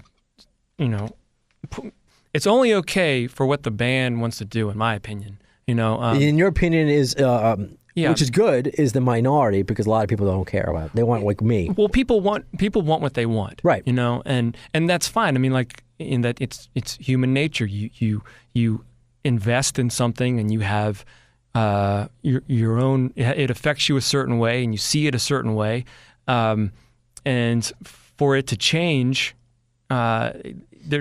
you're losing control of it, and so you want to blame people. So everyone wanted to blame Axl for band members quitting or new band members being hired. Then let me ask you then, because Ian and I discussed this with Stevie last episode. What's your take on? Because I'm assuming you're also doing research on Izzy, because they were childhood friends in Indiana. Well, that's the thing. Like, what happened there? Because Stevie changed my view of it, and Stevie and Ian had the same view where Izzy doesn't deserve an equal share, and I'm like, why? He's one of the original. They're friends, friends for almost their entire lives. Yeah, no, because I mean, I don't listen. What do I know? But from my own point of view, he quit. He quit, and he left them hanging, so they had to find a new replacement. They brought him back for a few months in '93. He played, several gigs. He didn't even want to rehearse. I think I read in Slash's book. This is just all that I've read again. Sure. And so every once in a while he would show up. He came to Hammerstein. He played in several shows in Europe with them in 2006. Right. And then in L.A. And then he even played some with Velvet Revolver. So he does what he wants. And then he played at the Joint at least one show in 2012. But he shows up. It doesn't necessarily mean that he can show up and who knows what the negotiations were and what kind of participation he would have. Was he going to rehearse in the same manner and with the same commitment that Slash and Duff did, working with Frank to get the rhythm down? I mean, I assume that took a while, at least while Axl was rehearsing with AC/DC. They were building the band. With Melissa and with Dizzy, and so was Izzy going to do that? That's the question. Like, that's a good question. Granted, he's one of the major songwriters, but he's not a member of the band anymore. He's not a partner. Did he want that? So we don't know any of these things. And so when Axl mentioned, that conversations change, he didn't go into money. Izzy chose to publicly tweet about a money situation, which was very sort of broad in itself. And so, of course, imaginations run wild and they say Axl's being unfair, and of course Izzy needs to be there, and we thought these guys were above money, and no. These that's what creates speculation. That's what kind of creates the problem. So it's hard to say. I mean, but that's an interesting perspective too, and I think you also raise a good point, as because then that's just now reiterate, really doubling down on my changed opinion, which is now with you and Stevie Rochelle and Ian, where I didn't get it. I have this fantasy. Imagine they're just friends. Why they're all millionaires anyway? Why can't they just do it? But it's also, and Stevie Rochelle said, and he made some great comparisons. And again, listen to the last episode to hear them in full. Great stories about Bret Michaels and Poison, about Quiet Riot, about everything that's going on with Rat right now. But he's like, it's a music business, and Izzy also quit, and it's where he hasn't been constantly out there like for the rest of them. And you're talking about now his involvement, which was not even, I didn't even think of that. What's his commitment level to it? And another issue is, to wonder how much was offered to him was, there was no reason to replace Richard Fortus with Izzy. Richard Fortus has been in the band since 2002. I know. Axl's, as far as I know, isn't out to get rid of anybody or replace anybody. Everyone that quit last year quit on their own accord. And it made the room for Duff and Slash. And so that's how that happened. There wasn't, hey, let's just replace everybody and have a reunion. They never even called it a reunion. A reunion was something that the press established. It was a reunion between those three, but it wasn't a band. It wasn't a full band. This is another incarnation of the band. That's all. Yeah, yeah. I completely agree, and it just shows you that I continue to live in a fantasy world and dream about Axl at house parties, and just unbelievable. We're gonna soon get Ian on the phone, who I guess hasn't eaten today. He's somewhere. I think he's still in South Dakota. I don't know where he is. It's good because if you're gonna talk about Dokken, I haven't ever heard one Dokken song, I don't care about Dokken at all, and I told him. But I love that he's gone to do this. We're on the same page. Yeah. I said the only Dokken song I know is from fucking Freddy 4, the Dream Warriors. Nice. That's it. I mean, I'm a hair metal fan, or a glam metal fan, whatever you want to call it. Ian goes to another extreme, but I know, unless I do like Poison, I'm not gonna take it to, I'll know like the singles. I know like a handful of like Whitesnake. I know like one Bullet Boy song. I know one Danger Danger song. I don't know their catalog. He's like, oh, I don't like Dokken that much. I only have like some of their records. Like, you have some of their albums. Like, no, you're a Dokken fan, dude. So it's I love the fact that he did this as well, and he went by himself to go see Dokken. Love that. So that's before we get him on the phone, because he's like, I haven't eaten all day. What's wrong with you? Let him eat. We didn't have time to ask Stevie Rochelle this, but what do you consider Guns N' Roses to be a hair metal band, a glam metal band? No. Even in their infancy? No, because they used that look in that time with the music was rock and roll. Right. They used the look because they needed to. And because you mentioned the look, and that's something that we had spoken about before. When you see early photos of the band and Axl's hair is all teased up, you can even see it in I think the Welcome to the Jungle video. Mm-hmm. Yeah, no, and it seems like Duff is something out of a flock of seagulls, but you can't even see Slash's face in that video. Really, it's just completely covered in the hair. I mean, I think when you read about it in Slash's book, for instance, he says that Adler was the one who really had the most metal kind of interest. Isn't that fascinating? And he, and so you had Duff's punk direction, Izzy's punk and rock and roll, and then Axl's blues and classical music. But blues definitely with Slash, the sort of Aerosmith, kind of style. Izzy with the Rolling Stones, the Ramones, the Hanoi Rocks. Sure. And Axl, I'm guessing Queen, AC/DC, T-Rex maybe. Elton John. Yeah. And AC/DC. Mm-hmm. And it's so funny, I tweeted this out the other day, that September of 1984, so Slash auditioned for Poison. Isn't that amazing? That could have changed the course of history. And of course, I just love that story. He just went in and they asked him to change his. They said, "You gonna wear those shoes?" He had like some moccasins on or something. My friend Kevin Lawrence, he tried out for Poison as well. Okay, the same time period. Oh, that's cool. Yeah, and so I'm a fan of Poison. I've seen them live. I think they do a great job. I think they get a little bit of a bad rap. Just because they are usually used as the example of what hair metal is, and yeah, they were, but they made some good tunes, and they are what they are. I don't take them like overly seriously, but there are some that Ian just takes us to another extreme where I've just never got so in depth with that. I would never ever. And he asked me, he's like, and which you already have, so it's not the same thing for you. Like, where would you travel to go see a Guns N' Roses reunion? If it was a GNR reunion, I would go to South Dakota. Mm-hmm. But I'm trying to think if there would be another band that I would do that for. I mean, it would really... my friend who just traveled to Chicago to see the Misfits. I'm jealous, but I didn't do it. I don't have time to see... And maybe if I could have made the time to see the Misfits, if they come out here to New York, I'm definitely going to see them.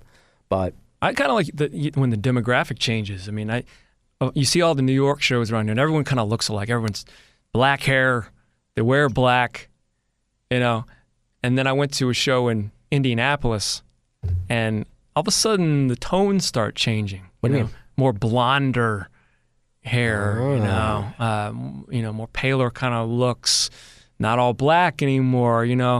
Energy was a little bit slower, not as on edge as it was. I like that. I like that. We're too dense here. I haven't been to a show in L.A. Other than a couple of shows on, not a GNR show. But when you go to Vegas, that doesn't really count. Nah, it's like a destination wedding. That's a destination. You got people all over the place. Yeah, only other places I've ever been to, I saw Guns N' Roses in Ottawa, where Sebastian Bach and the Suicide Girls opened. So a burlesque show. That was kind of hot. And I saw Velvet Revolver in West Palm Beach. Okay. So I think that's it. I really haven't traveled, and Ian has. I think he's been to Pennsylvania, and obviously he just went to South Dakota. It's a mission. I mean, It is a mission. The first time I went to I may have, you know what? I may have, if he survived, I may have, if I had the funds, I don't remember how poor I was at the time, probably too poor, see Michael Jackson in London. Because that would have been it. Yeah. This is it. So, I mean, that was it. Well, it really was it. But I think that, yeah, I'm trying to think of somebody else. And now, I'm glad I saw B.B. King, but he came here.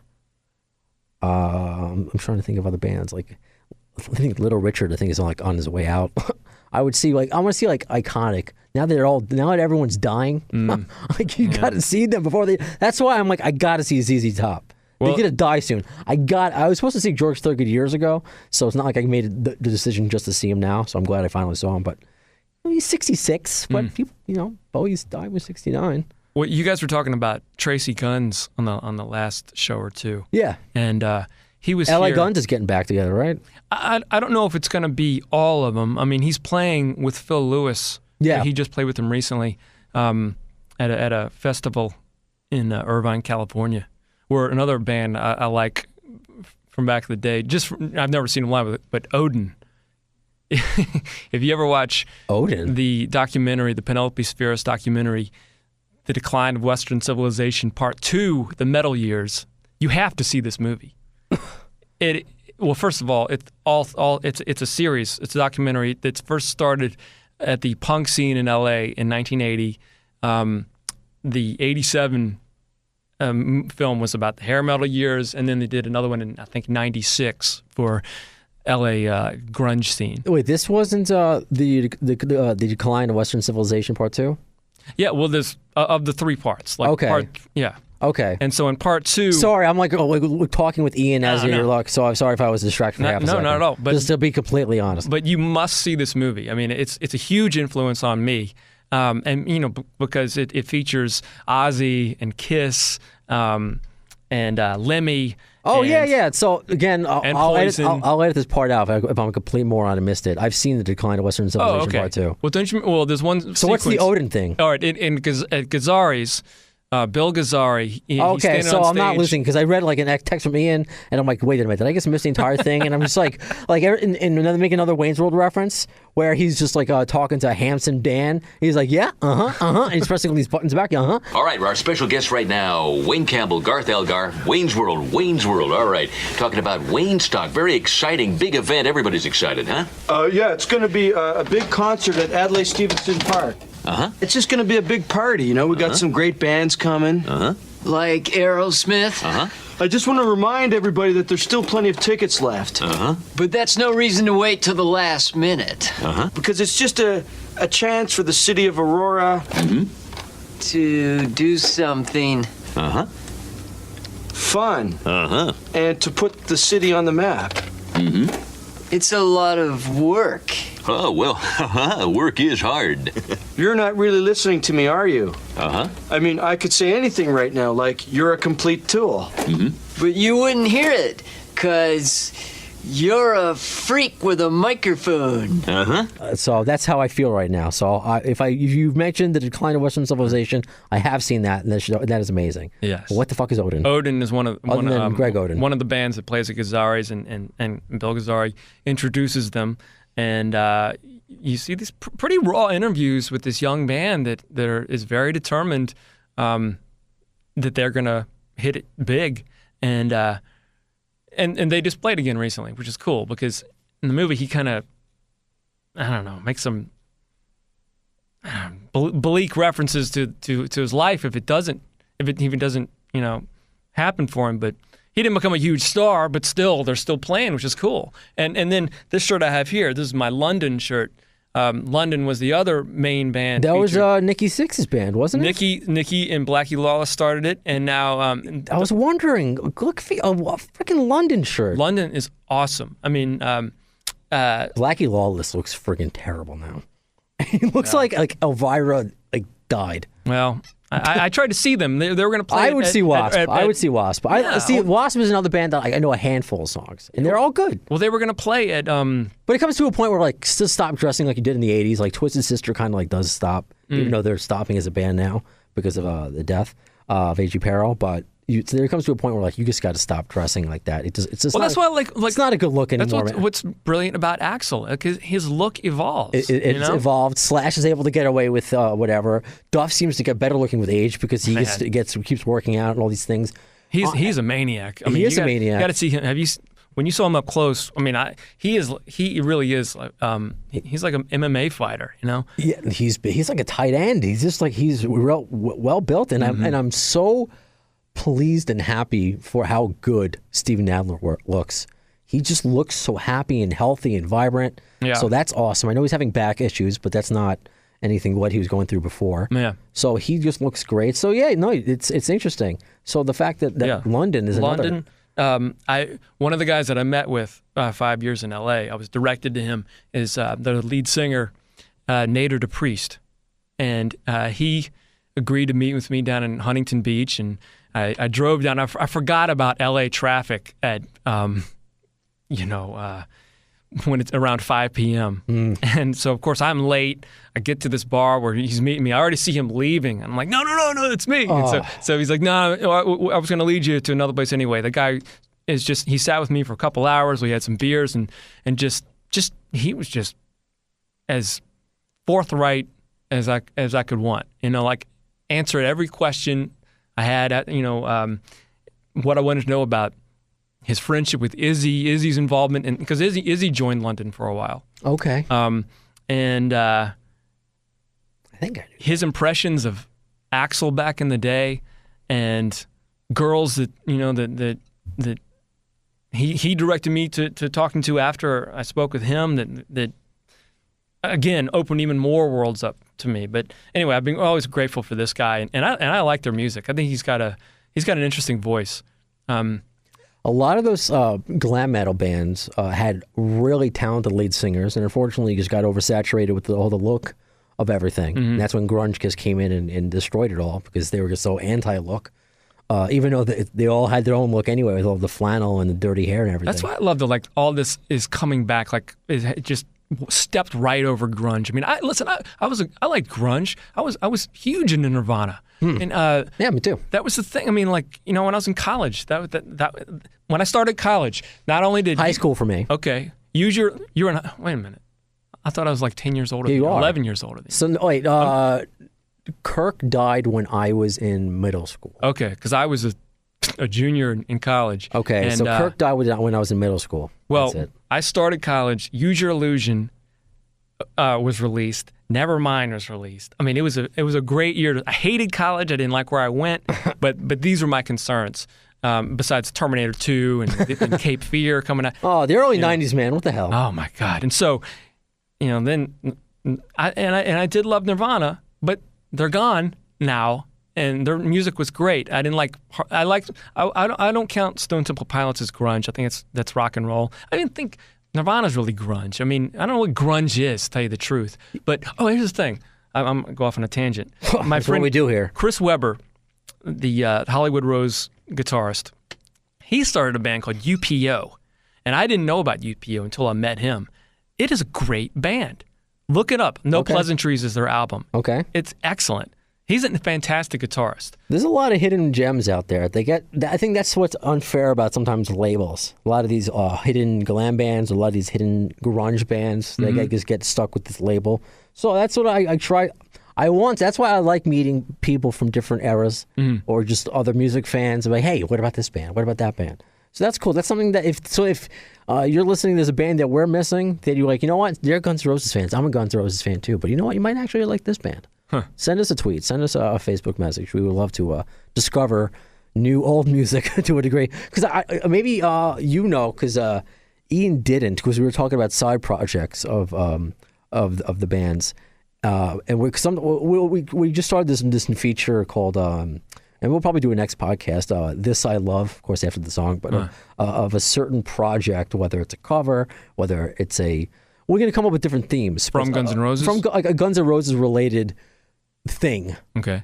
So we did a covers where he brought in, I think, the lead singer from Dangerous Toys did "Welcome to the Jungle." I brought up Hailstorm covering "Out to Get Me," which is a sick cover. Then I think last time we did side projects, and I mentioned the Neurotic Outsiders. And are you familiar with them? They had one record, and How were they related? they were related because hold on, I want to read it because I like reading the Wikipedia page. Because it sounds familiar, but I. Yeah, no, it's with Duff and Matt Sorum, as I say, talk off mic. Neurotic Outsiders was a supergroup founded in 1995 consisting of Steve Jones, of course, from Sex Pistols, Matt Sorum and Duff, and John Taylor of Duran Duran. So, and then they even had Billy Idol and Steve Stevens from, of course, Billy's band as well. And they had one album. And it was like a really punk rock record. Huh. And so, I mean, that's why I feel, somebody who knows more about GNR than I do, really, but that I can just mention this one little tidbit. Yeah. I mean, and I think, I'm trying to think of how I found out about them. It might have been the days of... Well, Duff talks about forming this. Have you read his book? He's the only book I haven't read. You got to read it. I've heard nothing but good things. I've read Slashes. I've read Stevens. I've read... it's not Here Today, Gone to Hell. That's the... I don't know. It's one of the unauthorized books that I've read. So that's the only one I haven't read. It's So Easy, his book. Right. But it might have been... And this was the good days of stealing music, essentially, when you would just type into LimeWire or Napster, and you would come up with all this other related stuff. And I think that's kind of what happened. That's how I heard the Chinese Democracy leaks. Well, I heard them courtesy, and before we get to Ian, who's taking way too long to finish the sandwich, that I found that all out through my GNR forum, and that's when I was like, so I'm forever getting the original Better demo, the first version of when it was called The Blues. Right. And then they changed it, of course, to Street of Dreams. And when there was a time, it had a different intro before it was released. It didn't have that real orchestral or beginning originally. And when I heard their album, I'm like, whoa. So at least everything wasn't ruined because there were some things that I heard through the demos that were leaked through my GNR. But you mentioned, because you seem to be really familiar with the forums, that I brought up the Axl DC rumor that it was mentioned by alternativenation.net, and you said there's an issue.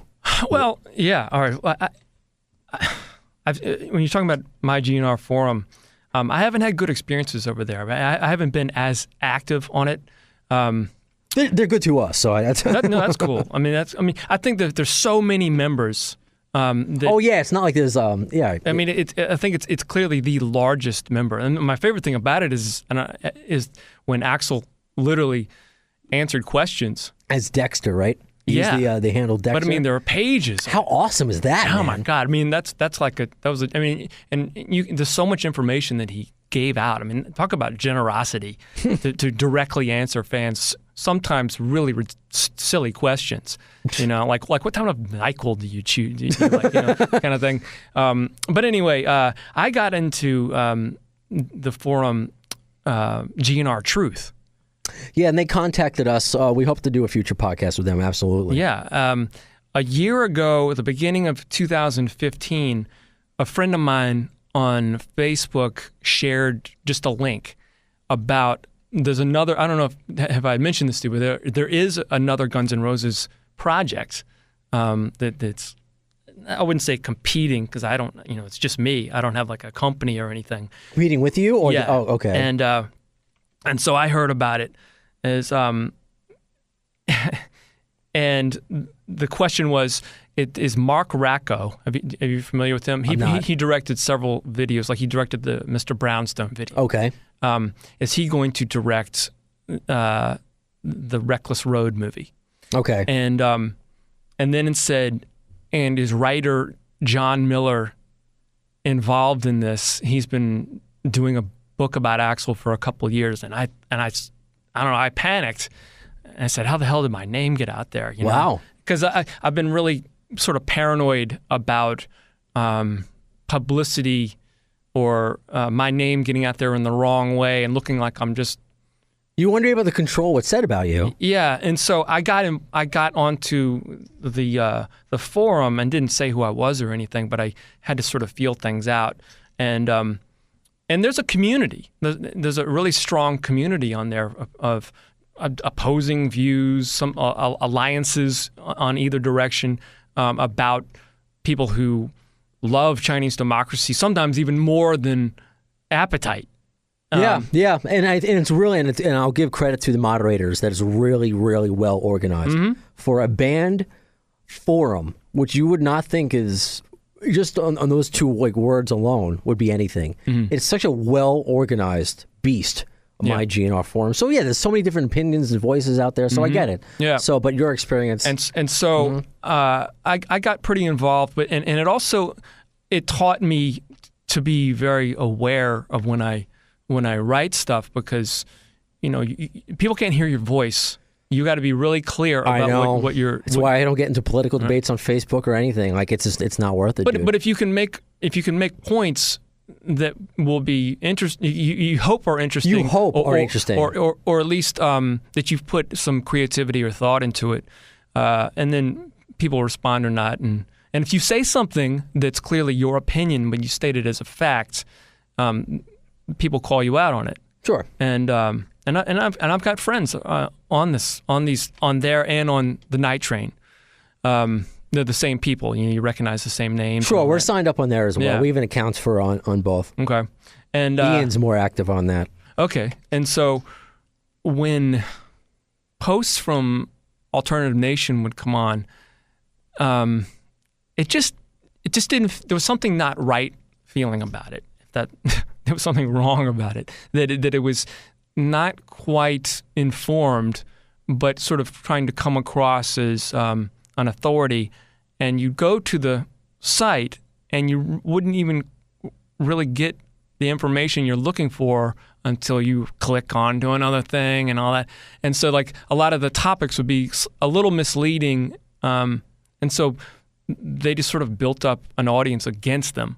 And I'm sure the who runs it is a fine guy. He's just having fun. He's spreading information, but a lot of times you could spread information in the wrong way, and it gets misinterpreted. And on the internet, no. Yeah, and speculation and rumors start flying, and really, it seems more about clicking on to the advertisements, and so and so some people appreciate it. Some people have a war against it. So, but no, I completely I get it, and that's the difficulty of it. So we hope here, as Ian is finished with the sandwich, so we're going to get him on the phone in a bit from South Dakota. We'll see exactly where he is right now. South Dakota. Yeah, he's probably at a rest stop getting a hand job from some other GNR. Oh, come on. That's a second hand job reference I made today. Something's wrong on your mind. Something's wrong with me. But I will say, to completely get back on track, that since we have the first and only GNR podcast where you can hear our inflection, where you can hear our voice, you can talk to us, interact with us on social media, that we want to be the filter of it all. Yeah. We want to be the voice of just not us and our fandom, but of the everyday GNR and everyday rock and roll fan. We want to be that. So let's get Ian on the phone. All right. Hi, Ian. So I guess I was right. You are at a rest stop. Yeah, man.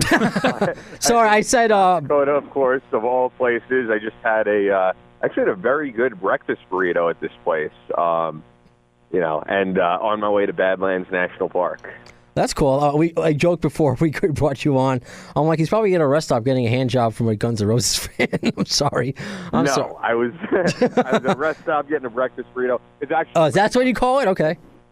Not to get too off topic, but which we do. As you know, Brando, I work in talk radio with conservative talk radio and all this political shit, and they had Fox News on as I'm eating this breakfast burrito, and it's for the first time in a long time where for 3 days I have not followed the news at all, and I guess the big news is this beauty pageant winner and her sex tape and Donald Trump.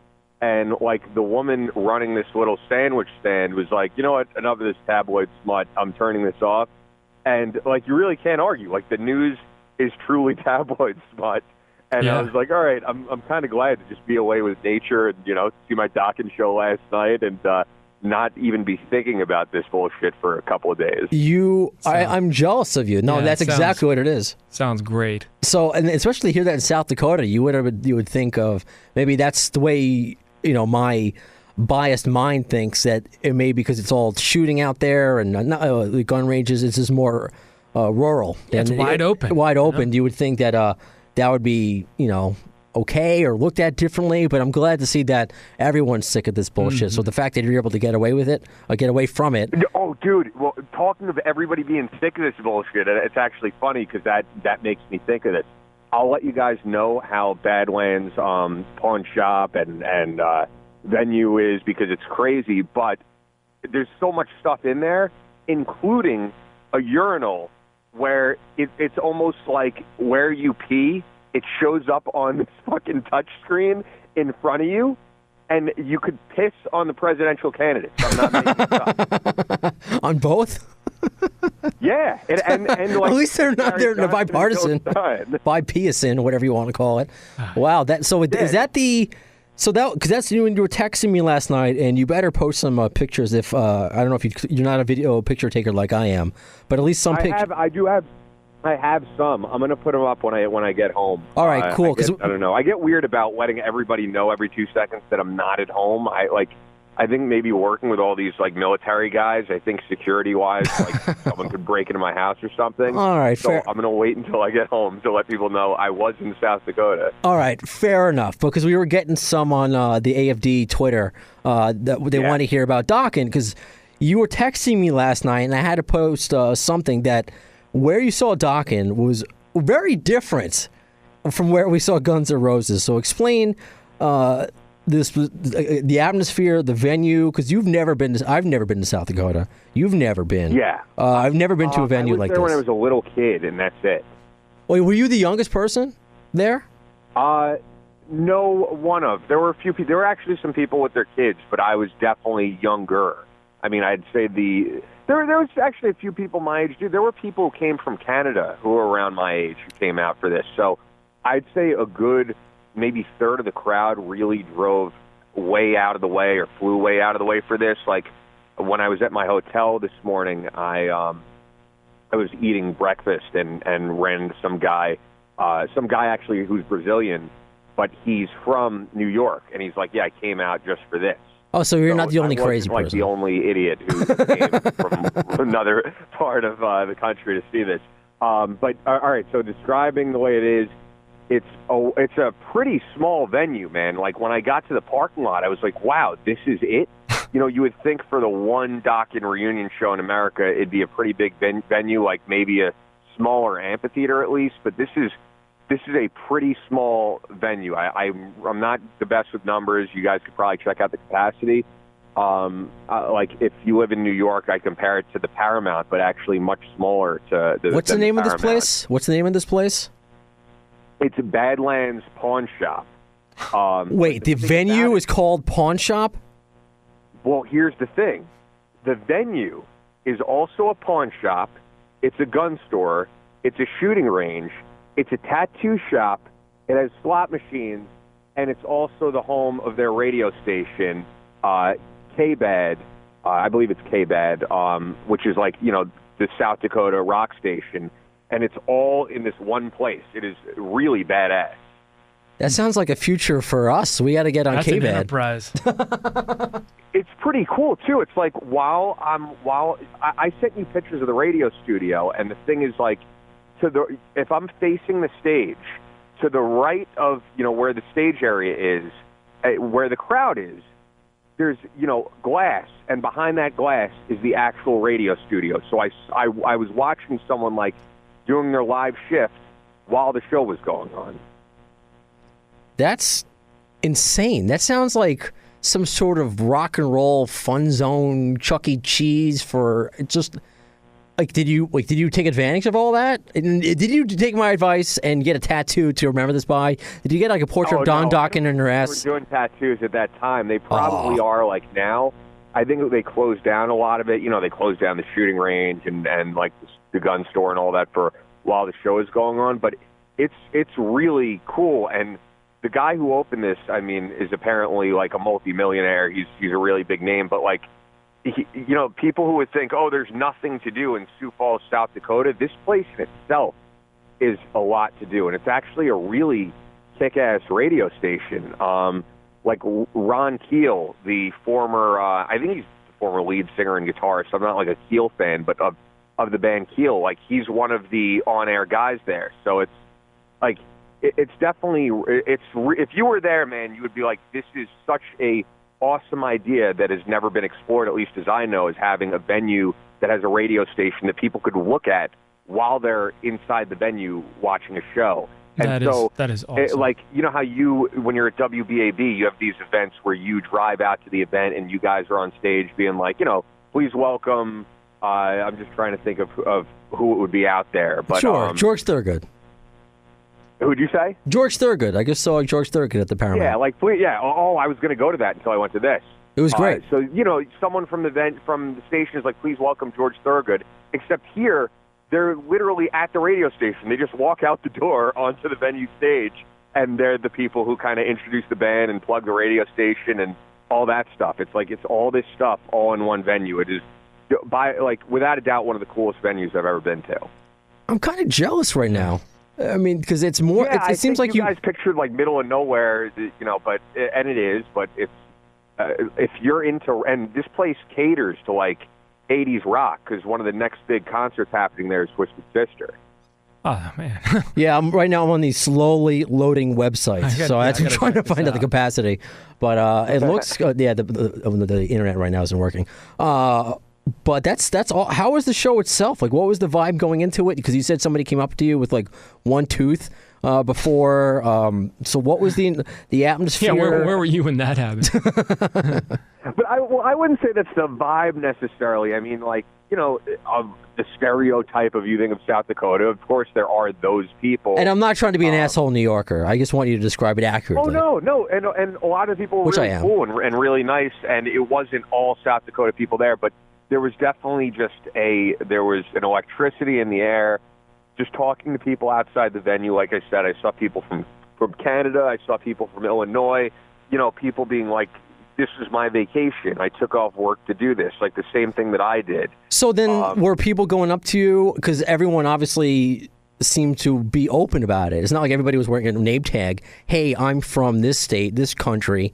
Everyone's like... I mean, I was just outside where people were smoking cigarettes, and like I was pumped too. I was like, just talking to people. So it wasn't anything and out of the ordinary. But no, there were people coming up to talk to me. I was going up to talk to people, but I don't think that's anything out of the ordinary for going to a show of this magnitude, I guess. Magnitude. There was this girl, Gabby Ray, who has a band who opened, and she has an incredible voice. Almost like a hailstorm, actually, Brandon. And okay. They were really good as well. That's awesome. So, what was the show like? Because you showed me the backdrop for Dokken, which looked sick, by the way. You got to post that one for sure. Yeah, well, that was actually a video screen. Okay. Okay. Because they were shooting footage too, and it's going to be on I assume DVD and Blu-ray and all that. And they have really great camera work all over the venue. Like, they have these cameras that are hooked up to machines that are, scanning the crowd, taking different angles of the stage. So it was really professional. It was almost like the camera work of what you'd see at an arena show in a smaller venue. And so here's how I would describe the show. I'm sure you guys may have seen the footage from YouTube, and everybody seemed to have the same opinion on this. I talked to people after the show, my friend Matt, who went with me, who lives here, who I know from the podcast. George Lynch, Jeff Pilson, Mick Brown, like the band sounded absolutely amazing. Don Dokken's voice is just not there. The way that people criticize Axl and I think exaggerate, Axl doesn't sound like this. At the heyday of, as you say, like the Mickey Mouse stuff, he still sounded very good, I think, but he had his off days. Don Dokken, the voice is just not there. He could not hit the high notes, and Jeff Pilson did a better job singing the backup stuff than he did singing lead. That's interesting. Oh, and by the way, the internet finally worked. 1,600 people. That's it. There you go. I mean, that's pretty tiny, right? That's really tiny. But to see that, I mean, despite his voice, was it still enjoyable? Was it worth everything? Was it worth? Yeah. Did you drive out there? Like, what are you doing at a rest stop? I guess you had a rental car, right? So I flew to South Dakota. Okay. And like I said, hung out with my friend Matt Bierkant, who I know from the podcast, first time meeting him. But I got a car, and the main reason I got a car actually I mean, for a few reasons, but for one, like today, I wanted to see Badlands National Park. I love seeing national parks. Yeah. I'm almost there after like a 3.5-hour drive so far, because like when's the next time you're going to be in South Dakota? So that's great. That's why I have the car. Good idea. That's very cool. So I would when do the same. when you coming back? I miss my Ian. Tomorrow morning. Okay. Well, look, man, I'm glad you took the trip, but I'm very thankful for this opportunity to be here. This is a. Oh yeah, no problem. I was thrilled to man. get the invite. You know, I was saying I like to keep the show consistent, and you know, sometimes Brando has time and I don't, and or something like this happens. Uh-huh. So I totally get it. I'm looking forward to hearing about Axl DC, which I know you guys both, were really blown away by. And as for your question of like, was it worth it? Was it all that? I came here also, like I said, to see Badlands National Park, so I don't even want to fully answer that until I see the whole, the other half of the reason why I really wanted to go here. But so far, yeah, it was a great show. It was enjoyable. It was historical in that, like, this is the first time these guys played together on a stage, a full set, in 20 years. It is probably the last time, I think, I really do believe that they'll play a set ever, in America, because they're going to do it in Japan, and I feel very confident in that this is it. The rest of those guys play absolutely awesome. The set was great. They have so much music that I love, so many great songs. And I should point out, to finish my thought here, but I should point out that George Lynch did that Mr. Scary guitar solo, and he screwed it up twice. And Jeff Pilson was like, hey, as you guys know, we're filming this for video, and with the beauty of editing, we're going to put, like, the good take on here. That's hilarious. And that you're on a movie set. We're going to do this Feel another privileged time, to see and then he take screwed it up two. again, and they did it another time. I mean, it's a really difficult guitar solo.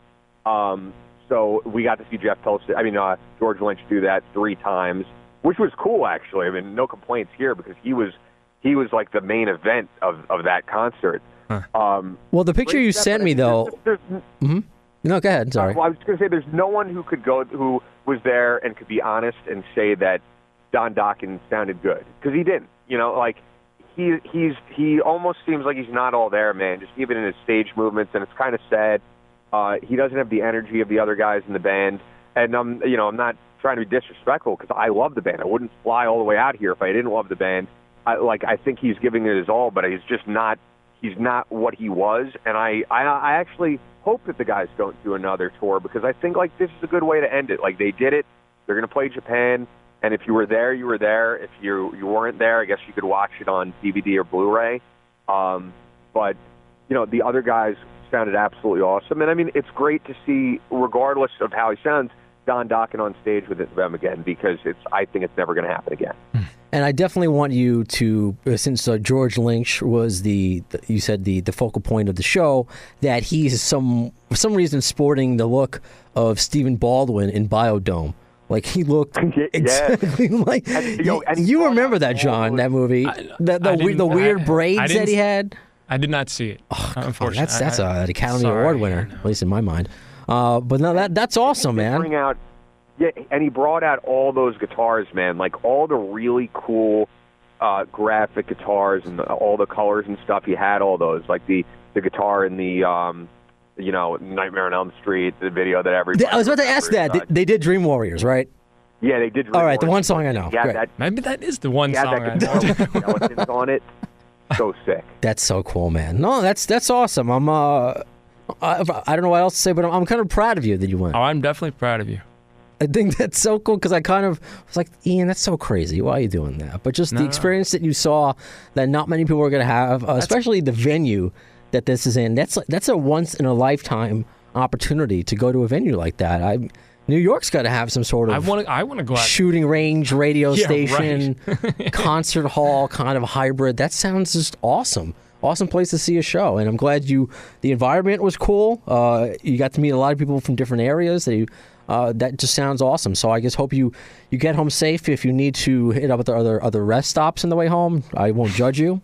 But just get home safe, my friend, and enjoy the rest of your trip. Yeah, absolutely. And for the audience, I'll say this. There have been reviews that have been like, Ian, enough with the Dokken. Like, we listened for Guns N' Roses. Oh, So, we've gotten that, but we've gotten the opposite, though, this time. yeah, no, I've seen we've gotten the opposite, too. But my guess is this is like the last podcast where Dokken will be discussing. I guess so. That's really it. This is it. There's not really anything else to see with this band. Go out on a high I'll note. move on to other bands that I like and compare them to Guns N' Roses. That's a good dude, point. I have to mention one more thing. Yeah, of I course. just thought of it. I can't not mention it. When you were asking the atmosphere and all that, and okay, the camaraderie on stage, and the question we always ask: are these guys getting along with Guns N' Roses? You wouldn't think this. These guys were, at least from what I saw, clearly were having a blast. Cool. Like, Don Dokken went up and hugged George Lynch. Like, dude, they showed so much love for each other. So there was no question in my mind they had a great time up there. So even like with the Guns N' Roses stuff, where we look at them on stage and we're like, is this for the money? Are they enjoying this? Like, there was no doubt in my mind that in that moment, those 2 whatever hours, they really enjoyed playing with each other for the first time in 20 years. That's cool, and I think that really adds to your experience because that's what you want. You want the music that you love, to hear it from the people that originally loved to make it, and that's awesome, man. I'm glad to hear that you had a great time. But I will say this: I thought of this too. At the same time, we as fans, I think, make too big of a deal of it because. Comparing this to Guns N' Roses, for example, like I didn't see the same, brotherhood on stage with Guns N' Roses. I feel that was as visual or as visible as I did with Dokken last night. But you know what? At least Axl's vocals sound amazing. So, what's really more important at the end of the day? It's kind of obvious, but it's that every member sounds kick-ass. Whether Axl goes up there and hugs Slash or not, if they sound great.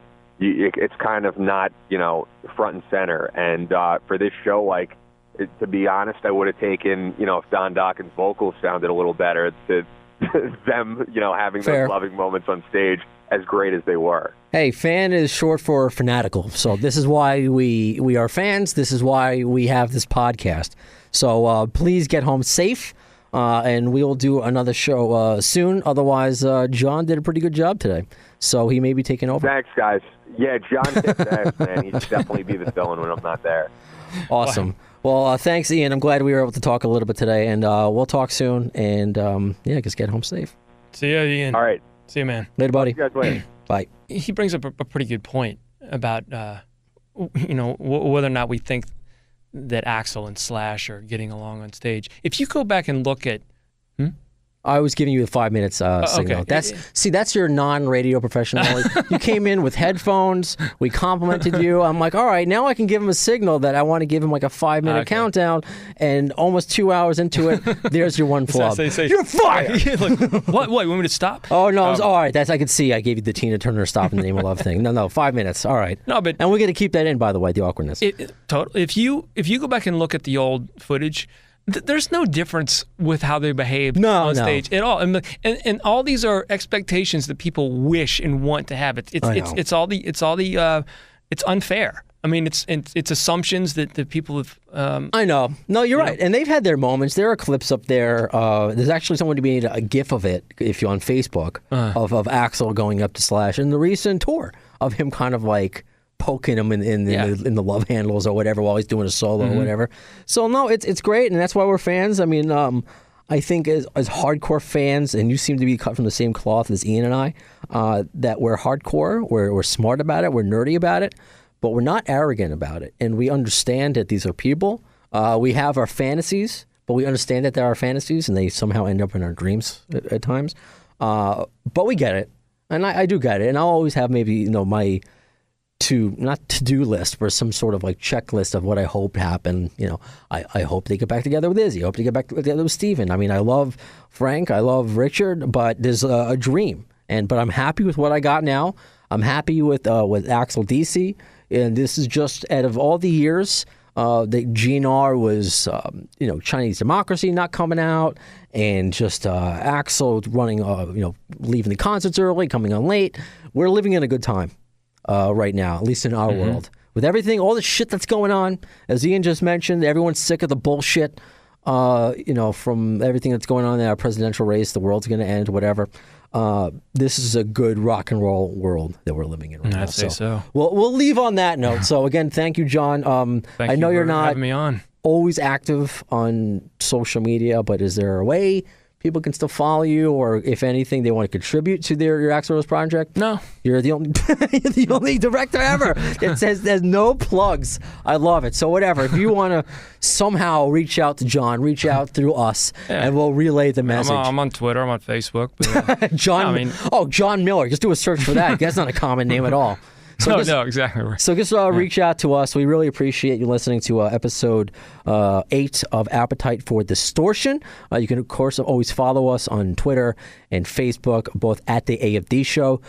Please subscribe to us on iTunes. Leave us a review. The higher we get in the rankings, that means the more that we can do. Hopefully we'll get more interviews, more higher profile interviews.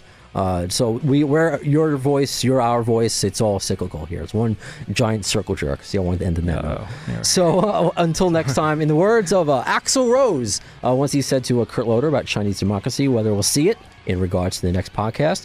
I don't know if soon is the word, but you'll see it. You've been listening to the distorted minds of Brando and Scotto, dissecting all things Guns N' Roses on Appetite for Distortion. Follow the guys on Twitter at The AFD Show and on Facebook at facebook.com/The AFD Show.